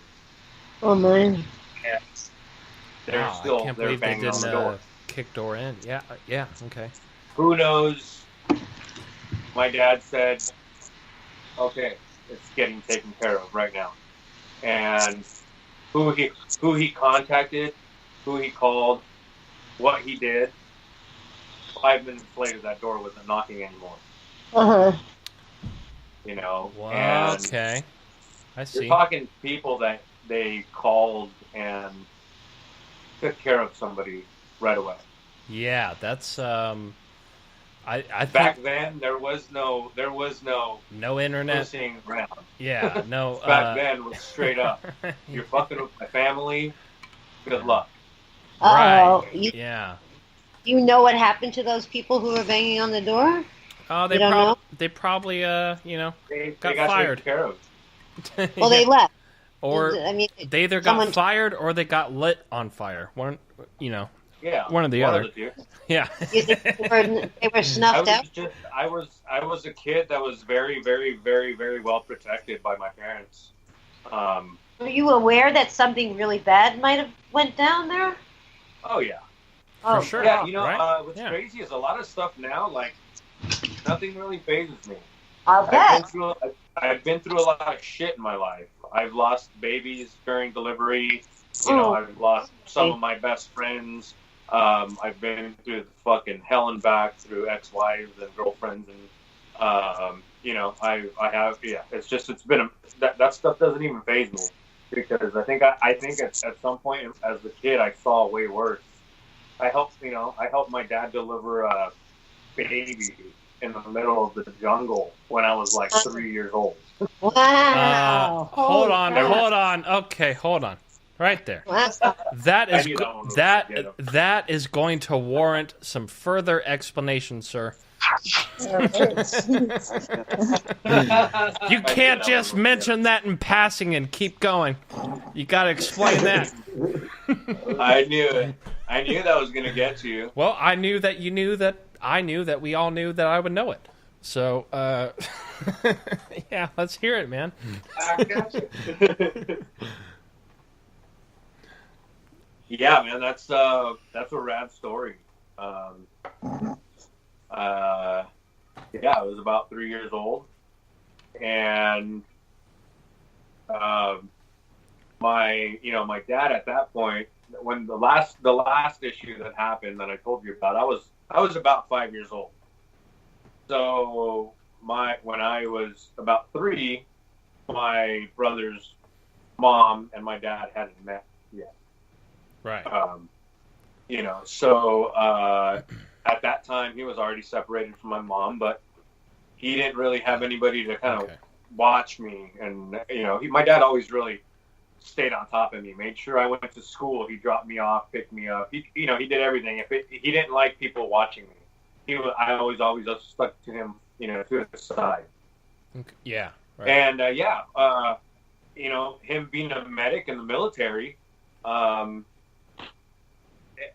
yeah, you're a medic. I mean, people, somebody probably walked for 10 hours to go tell somebody. Back then, places in the jungle didn't really have no way of communication. Yeah. Somebody got on a horse and freaking road as far as they could to tell somebody. So my dad, being a medic in the military, was always part of trying to help and stuff like that. So it was like, you know, his little party got deployed to go help. Or it's too bad there weren't more messenger pigeons out there at the time. Right. But yeah. Yeah. So to speak. You know, that kind of was the situation, and he doesn't have a babysitter, so I tag along with him, and you're talking the Amazon jungle in like '86, and that's like the jungle. We're not just talking about any jungle. We're talking about the jungle. Oh yeah, the jungle. Yeah, absolutely. Not just that. I mean, you had a lot of guerrillas out there. Not guerrillas like the animal, but the anti-war people. You know, the people that were against the military, the Colombian guerrillas. And yeah, I mean, that was like it was a war zone. But yeah, going out there and just standing next to my dad, because my dad doesn't let me out of his sight, and he helps a lady deliver a baby, and the only person next to him was me as a kid, and he said, "Stick your hands out," and sets a little newborn baby. You know, I'm sitting down, like, just here, hold this baby really quick. Right. As he finishes trying to help the lady through the labor process and all that. Yeah. Yeah, I mean, just weird, crazy stuff like that. That's, you know, it's a trip, man. Yeah, that's a trip. That's not your everyday friendly folk at Walgreens story. Yeah. That's pretty interesting. Damn. Yeah, so there's a lot of, you know, like I said, a lot of weird little things that happen throughout the years that, you know, I've kind of, and I've, as much as I went through them, that makes me who I am, you know? Right. I don't. Yeah. And you seem like a pretty, just to put it in perspective, you're at Brad's house right now. So obviously you must be a pretty cool dude, and you do seem like a very cool dude. And you know, kind of like we said, who was I talking? I think it was Alan. Me and Alan were talking this morning, and you know, and I kind of made the point of, you know, most really cool people come from really complicated and, you know, fucked up situations, and that's, you know, that was me. Yeah, right. That was us, right? Yeah. This morning. Yeah. Yeah, So it was. yeah. So and I think that's a real true thing. You know, real. Yeah, for sure. I think somewhere along the way we understand each other. Yeah. You know, or just understand, just kind of floats through your head, or how you can be a survivalist no matter what happens to you and not knock you down. I bet you each one of us right now will probably, you're a fucking survivor. You've made it through something, right? One thing or another. Yeah. We've all made it. Yeah, and then once you get through So it, that's just the way it is. I mean, that instinct has been, you know, embedded into us as kids. That's just the way we were planned out to be. We were fucking survivors. We go through shit. Not too much shit can keep me down, right? I bet everybody here probably thinks the exact same way. Yeah, absolutely. Yeah, man. Yeah, there really is something to that. Like, you know, it's kind of the same thing, you know, in you know, when it comes to you know, stand-up comedy. Any comedian that was actually ever really successful, they came up from a very fucked up background, and yeah, see, Sky knows what I'm talking about. And I was a comedian growing up. Yeah, and I'm sure we all know. I feel like most of us here know what I'm talking about that. But there is, although, however unfortunate that upbringing or those experiences might have been, like you just said earlier, Andy, that's what makes us who we are. And so, kind of like Brad said earlier today, you know, a blessing in disguise. Although as much as at the time, it really, right? It didn't seem like a blessing at all, did it? But here we are now, and we're all hanging out. We're all having a good time on this radio show, and so it all kind of it all leads to where sorry, folks. It all leads to where we're ultimately gonna should probably be right, and once again a blessing in disguise, and I think that's a very good thing for everybody to think about and understand, and at the same time, let me add some negativity to it. Some of the douchiest people I've. I don't know. I thought I was in the thing. Some of the douchiest people I've. Brad spit out. Let me say it. Let me say it. I got him super ripped today. Yeah. Well, I obviously, but let me say it. So but at the same time, the most at the same time for fuck. So at the same time, the most douchiest people I've ever met were like the most well-off, well-opportuned people growing up, and the coolest people I've ever met all came from nothing. Right, and I don't think there's any coincidence there. I think that there really is something to going through hardship and turning out as. I don't know where I got it all over the fucking place, but I can't find it right now. Okay, yeah, I don't know what's going on there, but point proven or point said rather. That's it. That's all I wanted to say.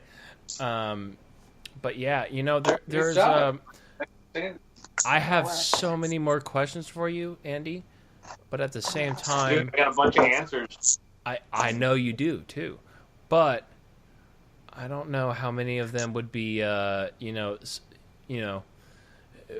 would not cross the line, so to speak. So I'm trying to think. How about let's do this? No. You get 5 questions, rapid fire. Oh yeah. By the way, I have not been. Oprah Winfrey. Yeah. By the way, folks, I have not been looking at the chat room at all for like the last 30 minutes. So I apologize to everybody who has said or asked anything in there. I haven't been looking, and honestly, I don't have time to look. So sorry about that. All right, man, I'll give you 5 questions. I'm going to put the answer out. Sounds good. Any 5 questions you want to say? My legs shouldn't be dry for another week now. I don't think any of them are appropriate. Let me try. Hold on. Let me dig in my brain for a second and think about this. Let me see what I want to say. I got a teaspoon. Honestly, I think we. I don't think we could go. I don't think there. Well, how about this? Oh yeah, no. I was going to ask you though, actually.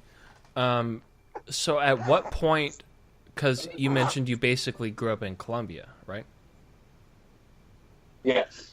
So how did you end up in Brad's garage? Really? Like when, or in other words, when did you move to America and why? Right. And how?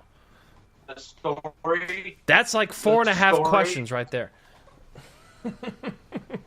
Hold on. Yeah, no, the camera's good, man. Camera's good. All right, I'll just kind of let you know how it flows. So, dang, I can't really start it because then it makes me get into something crazy on how I actually got here. There's got to be a way around it. You were born there and moved there. Yeah. Okay. Well, honestly, just that in itself kind of explains a lot. So that's fair enough. I'll give you one last little thing where you can kind of really listen and kind of tie it together, right? Yeah. You can kind of put yourself in that perspective and see. Okay. Like, you know, kind of like a what would you do sort of thing. All right. So deal. Fair compromise. All right. Are you ready? Yeah. All let's hear it. Hey, pack another bowl. Let him talk. I'm trying to get Brad to pack me another bowl. Anyway, all right. So, I was taken to school one day. I was in kindergarten. I remember this kindergarten class when I was a kid. It was called El Jardín, meaning the garden. And one day I was taken there, and when it came lunchtime, you know, it was regular lunchtime, and when we got off of school, my dad would always come pick me up. My mom would drop me off, and my dad would pick me up. Threes. Right. And one day, my dad went to go pick me up, and I wasn't there. And he's like, "What do you mean he's not here?" I talked to the office, or, you know, the people that were in charge, and they said, "He left. His mom signed him out." Huh. So my mom at the time worked in a jail in Colombia. She had got her psychology degree, and she was working in a jail. Sounds terrible. And my mom, through a couple years, and because she wanted to bail on my dad and move away, she met somebody at the jail, and with connections, they got immigration papers forged, signatures forged. Sorry. Yeah, go ahead. Yeah, no, I was snuck out. I was snuck out of the country.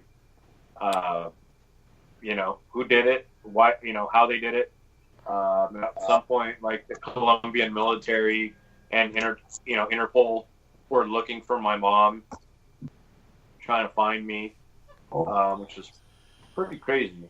You know, and just like running away from everything.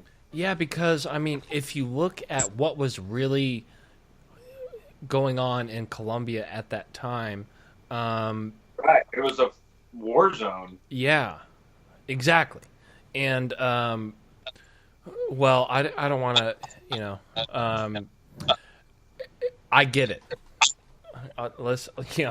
I get it. I can understand what happened there.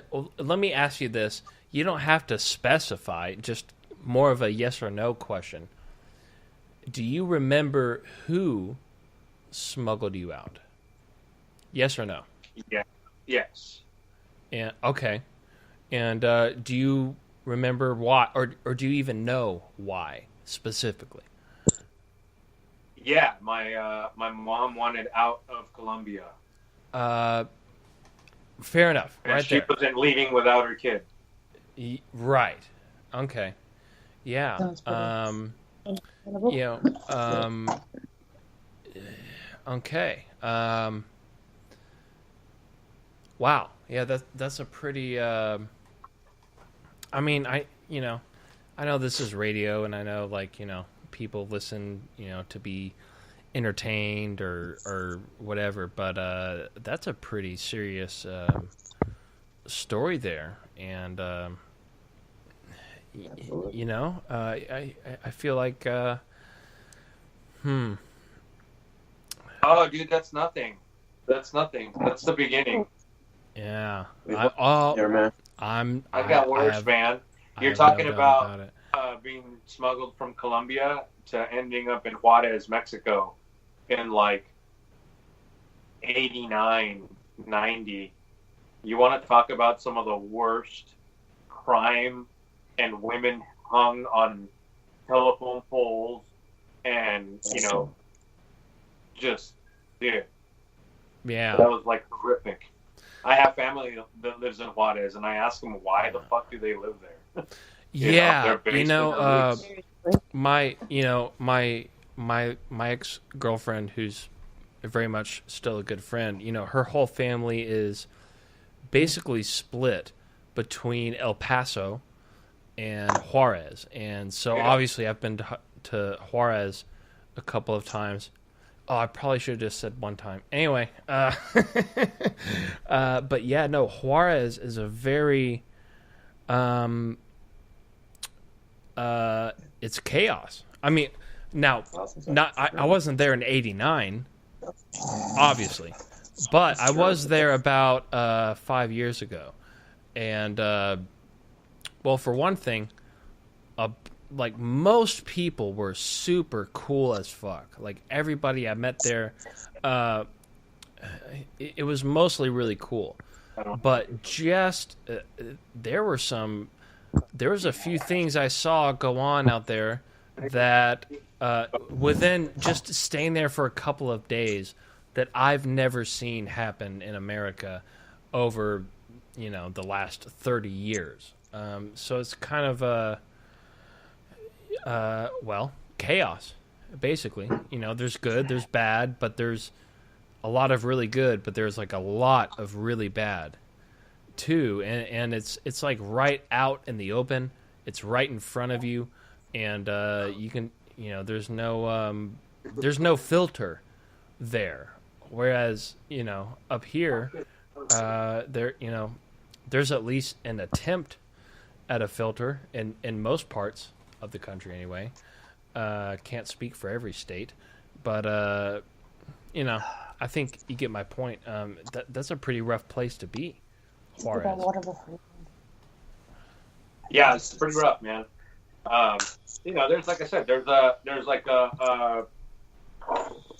few stops on this journey that I've made, and a lot of them are really crazy.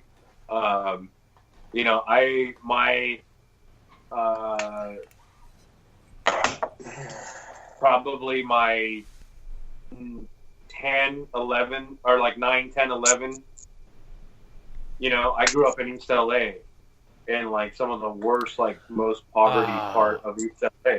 That's what I was going to. Okay, I was going to ask you where you. That already answers the question I didn't ask. Yeah, East LA. They have some of the best skate spots in the world, but you don't want to live there. Right, exactly. I mean, I grew up on 4th Street and Indiana Street, if you know where that's at. I know exactly where that is because the... right by the cemetery. Yeah, and there's the 12-stair handrail right next to the... Yeah, I know that. That's very random that I would know exactly what you're talking about, but I actually do. Dude, epic. Yeah. I grew up right there, man. I went, yeah. Wow. Okay. It was crazy. Wow, and so, I just got the tingles. Like I said, it's different stops I've made. Yeah. That's how I ended up in Brad's garage. I moved to a bunch of places, and then one day I was just chilling at the bar. Thought I'd walk up to him and say, "Hey, what's up?"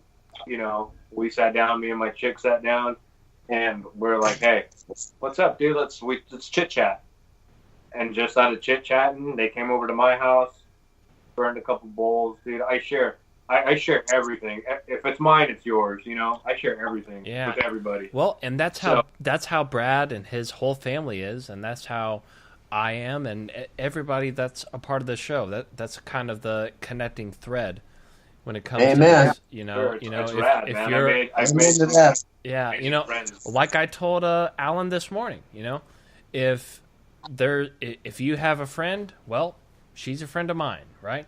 If you have a friend, well, he's a friend of mine too, because you're my friend as well. And it's just all this really, that's the thing I love the most about this whole community that we've created here. But wait, hold on one second though.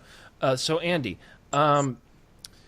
you must have, I don't know, like, you must have grown up skateboarding or surfing or playing guitar, something like that. Okay, so that's, So I grew up. I can tell.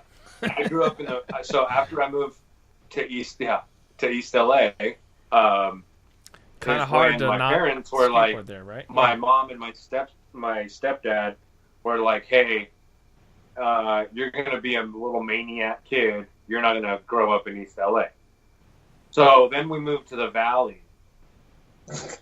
And when I was a teenager, I was in the valley, now and I was a fucking mess, dude. I was like the basic well, fucking person to be specific, you're talking about the San Fernando Valley.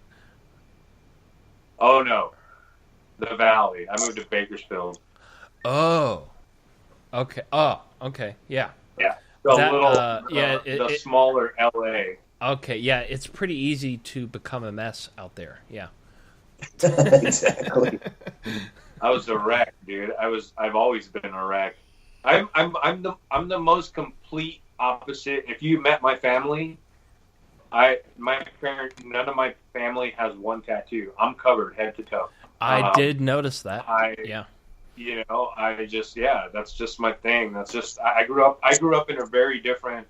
Even though I lived with my parents and I lived in a Mexican household, all my friends were different. Now all my friends were white, and I had black friends and a bunch of Mexican friends, but everybody was completely different. Yeah. And I didn't enjoy my life at my house because I was like, fuck that, I can make something of myself.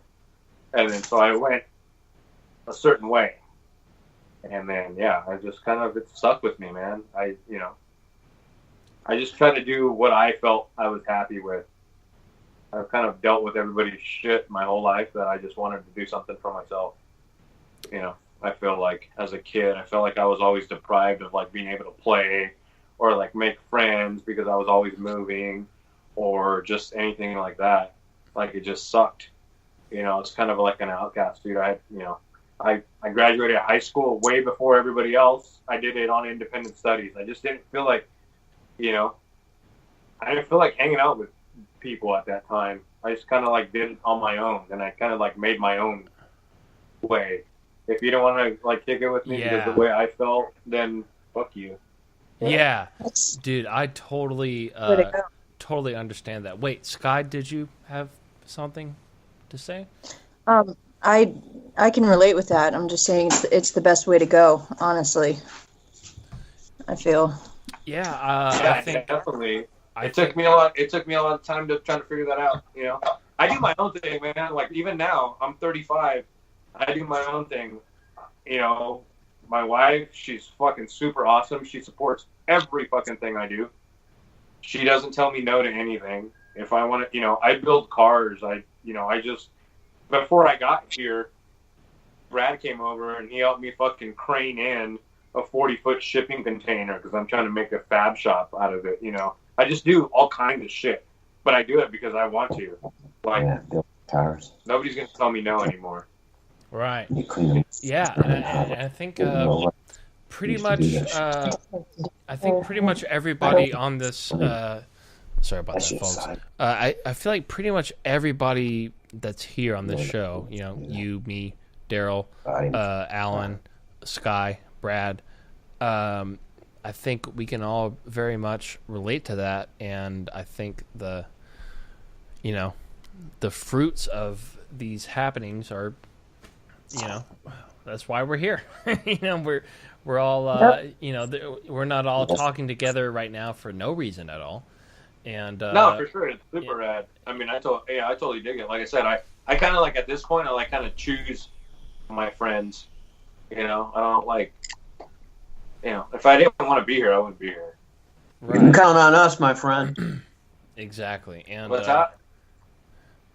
I said you can count on us. We're pals. Yeah, especially with that red bandana. Right. Absolutely, it's a good way to kind of. Like I said, everybody, we're all here and we all feel the same way.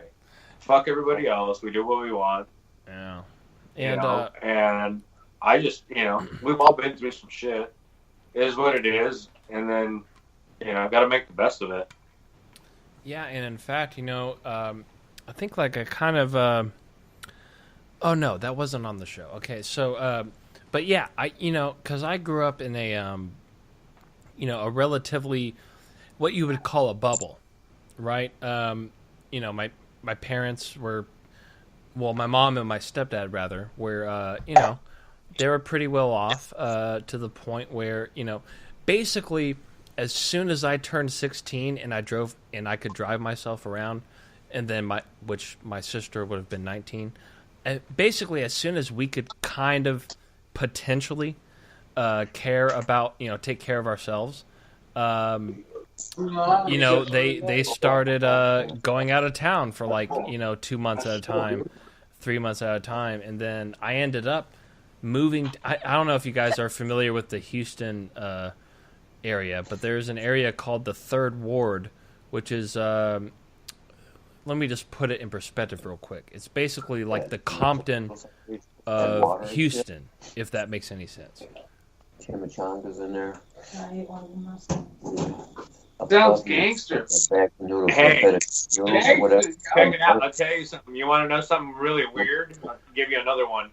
Yeah, I'll just quit that story and go ahead with yours. Yeah, go ahead. You want to try another one, or should we wait for? All right. Yeah, actually, hold on. One second, Andy. Hey, Alan and Sky. Yes, sir. A little bit of noise coming from your end. Sorry. Okay. Well, it stopped now. So okay. Anyway, I was just getting noodles. We're trying to get something to eat, bro. Yeah. Speaking of which, I'm fucking really hungry too. But I'm sorry. Let's go ahead. Okay, so Andy has another story here, and can't wait to hear it. So go ahead, Andy.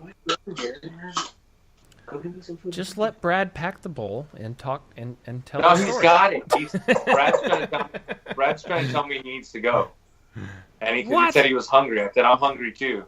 What do you mean he needs to go? He's already home. I know, but he needs to go. No, he doesn't. Actually, yeah, we kind of were supposed to end the show like 40 minutes ago, but you didn't come on the show until 40 minutes into it, so it kind of, works out. I'll give you. Yeah, let's hear. Okay, so let's make a compromise here. We're gonna hear this last story, and then we'll get out of here. How about that? All right, why are you switching the camera? Why would because you? I gotta plug my phone in here. Hold on. I gotta plug my phone in real quick. Fuck. Okay. Sorry. Did your parents ever smuggle drugs in your diaper? I want to hear questions like that. They smuggled drugs in my vagina. Yeah. Listen, folks. There's a lot of ways to smuggle a lot of things if you're creative. But anyway, let's get back to Andy's story here. Okay. Yeah, that works. That's good. Good angle. What? I like it. See? Oh, you like that? How's that? This guy doesn't even know. Or do you like this one better? Wait. Like this. They're both fantastic. Yeah. How's that? You like this one? That's great too. All right. Yeah. There you go. All right. So yeah, dude. You were just when I was a kid and I moved to East LA, I was made. What? They made me go to Jehovah Witnesses church thing. Like my grandma was a Jehovah's Witness, or she still is a Jehovah's Witness. Oh, I'm sorry about that. Yeah, exactly. Talk about a trip and like how bad that was. I didn't get to celebrate my birthday. I didn't get to celebrate Christmas. I didn't get to celebrate anything. And you got smuggled across the border. Dude, that's straight up. Don't you think I want to do my own shit? Yeah. I celebrate Christmas. Well, it's like 4th of July at my house on Christmas. Yeah, this makes perfect sense now with all that backstory. Yeah, and but it doesn't really make a lot of sense, but it's just kind of crazy that it just kind of all blends together.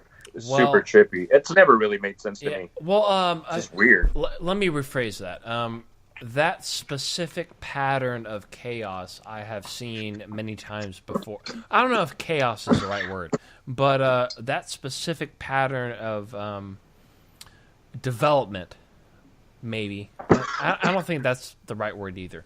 But I can understand how that situation and those events led to you being the cool guy that we're talking to now, if that makes any sense. I don't know. Nah.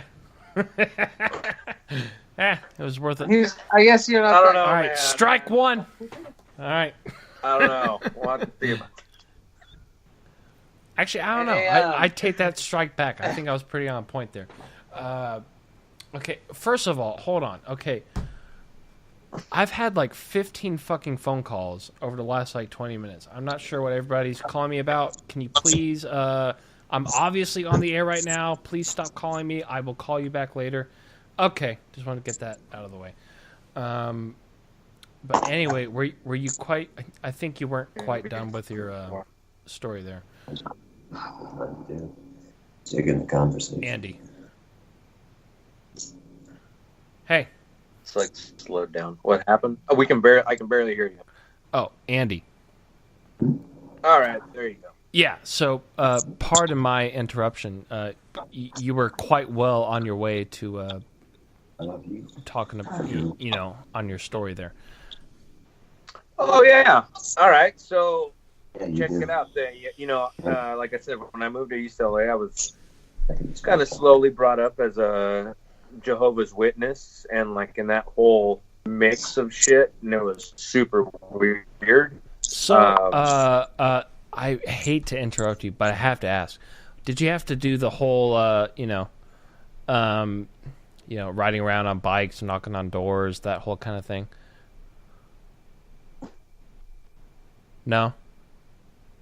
Or yeah. No, we didn't ride bikes, man. We just walked. That's the Mormons. But they still... No, that's the Mormons that ride bikes. Oh, you're right. But no, you're right. Yeah, no, I remember as a kid, I had to walk around and I had to knock and then be like, well, yeah, that's be what like, I'm saying. hey, Yeah, they do the same hold on, thing. I'm moving chairs real quick. Yeah. Okay. It sounds like somebody just smashed through a glass table. Yeah, dude, seriously, like knocking on the door. All right. He picked up a hot pot. Well, God bless that pot. All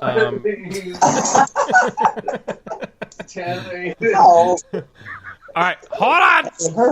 Let's get back to the story. All right, come on. Let's stay on track here, folks. If we want to. I do have a couple of questions before you stop laughing and leave. Sorry, hold on. I was just laughing at Brad. Well, I'm laughing too, so it's all good. Yeah. By the way, what did Brad make for dinner tonight?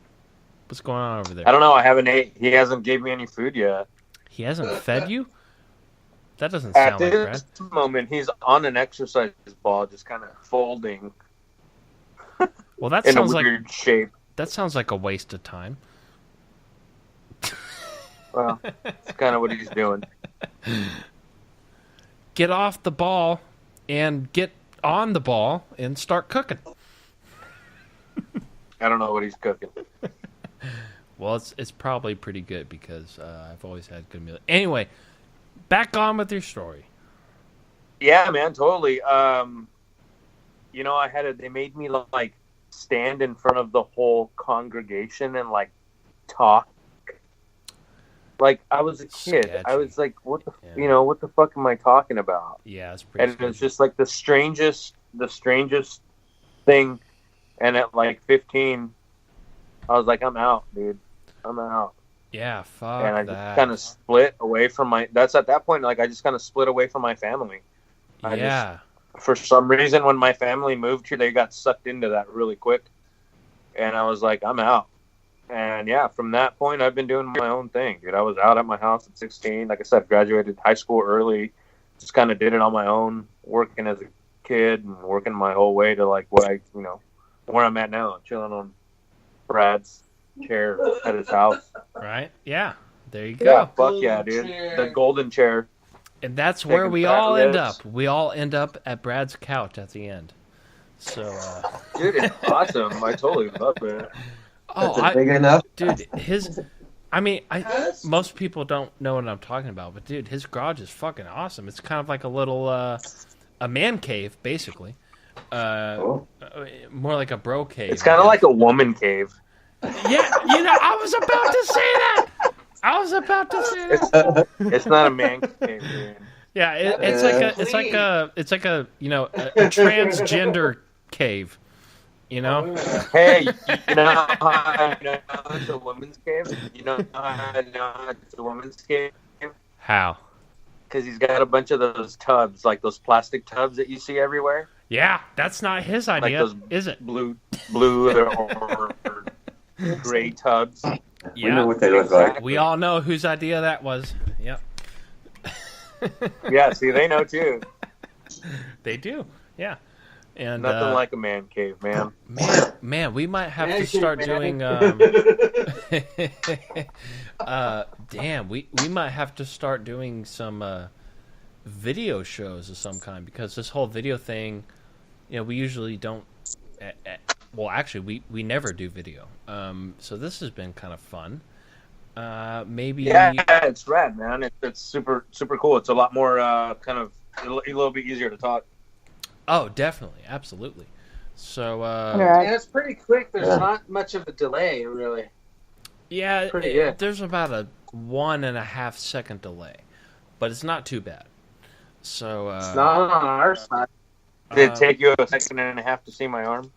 Well, it's because you and Brad, your lag is there's pretty much no lag, but with Sky and Alan here, their lag is a little bit worse. So when they say something once again, I'm an audio nerd, and I just, I can't help but notice I see your that. hand moving now. So yeah, see, there's about a 2-second delay there. There's about a 2-second delay there. Once again, I'm just an audio nerd. I can't help but not notice that. But honestly, from your end though, Andy and Brad, what are you guys doing? Pretty fast. We can't see you, and it's kind of taking us off. We want to be able to see you. Why? Well, that's weird, because if I can see you, that means we're looking at ourselves. Okay, Yeah, look at the bottom middle of your screen. Okay. The leftmost button. It looks like a little camcorder. Click that. Oh, slap your forehead. Shut it off. No, wait. Hold on. The left. Oh yeah, okay. It should be. See. Yeah, wait a minute. Can you? Hold on. There you go. Yeah, hold on. Okay, yeah, you did the right thing. Okay, there you go. You should be able to see us now. No, Can you? we see us. No. No, No, it's just your picture. Wait, what? Is that better? Oh, way better, dude. How'd you do that? I did it. I didn't do anything. She did something. No, on our end, we made ours bigger now. So way better. Your picture quality just got way worse, Andy and Brad. But Sky and Alan's picture just got way better. So you obviously did something. Oh my! And now the show's playing in the background. I don't know. We're about to get out of here, Andy. But before we do, I'm just kind of curious. I just want to figure out how to get you to figure out how to get the video going. Hey, can you drop the camera on the? Oh, you already did. Oh, okay. Thank you. Oh no, I was talking to Andy. Wait, hold on, Sky. You haven't seen us this whole time? No, for about 40 minutes, no. But did you at one point? Yes, and then it went away. Now I don't know what to do. Okay. I've tried everything. Okay, tell me. Yeah, I know. Yeah, 1 second. 1 second, Andy. 1 second. I could leave and come back. Okay, do me a quick favor. Look at your screen. Okay. At the bottom left, the camcorder icon. Do you see what I'm talking about? I do, but it's not. Is it blue or is it blank? Like we don't have blue. It's white. It's not blank. It's well, if you click that button, it should turn blue, and then you should be able to see us. Can you try that for me? It just turns off mine. I'm pretty good with electronics, but it's not really giving me an option to turn it on. Okay, what about now? What about right now? Nope. That's weird. Okay, well, anyway, and hold on, Sky and Alan, because I kind of want to figure out this technical issue. You know what? I'm gonna call you back. We're gonna call you back. Yeah, and then call me back in like how about 5 minutes? Does that sound good? Okay. All right. All right. All right, cool. Well, thanks for hanging out, guys. We'll see you. Sure. All right. Bye. All right. Cheers. Anyway, so Andy and Brad. Is that video quality way better? No, it's very much just as shitty. But no, your video was very good until she just did whatever she did. So the whole show was really good. But once again, none of the audience saw that, so it doesn't really matter except for us. So really no worries there. All right, Gigi, I'm out. I gotta go. Yeah, we gotta wrap this up too. But really quick, right before we go, Andy, do you have any sort of anything that you want to promote? Any websites? Any social media accounts? Anything at all? Now's your chance. 0. So you want to promote nothing? Sounds the way good. I roll, man. You know what? I respect that. That's all groovy all to good. me, man. Yeah. I mean, I do everything for myself, dude. Like I said, I've worked hard and I've been through a lot of shit. I don't care to promote. Don't care to. Right. Do it the way I feel like doing it.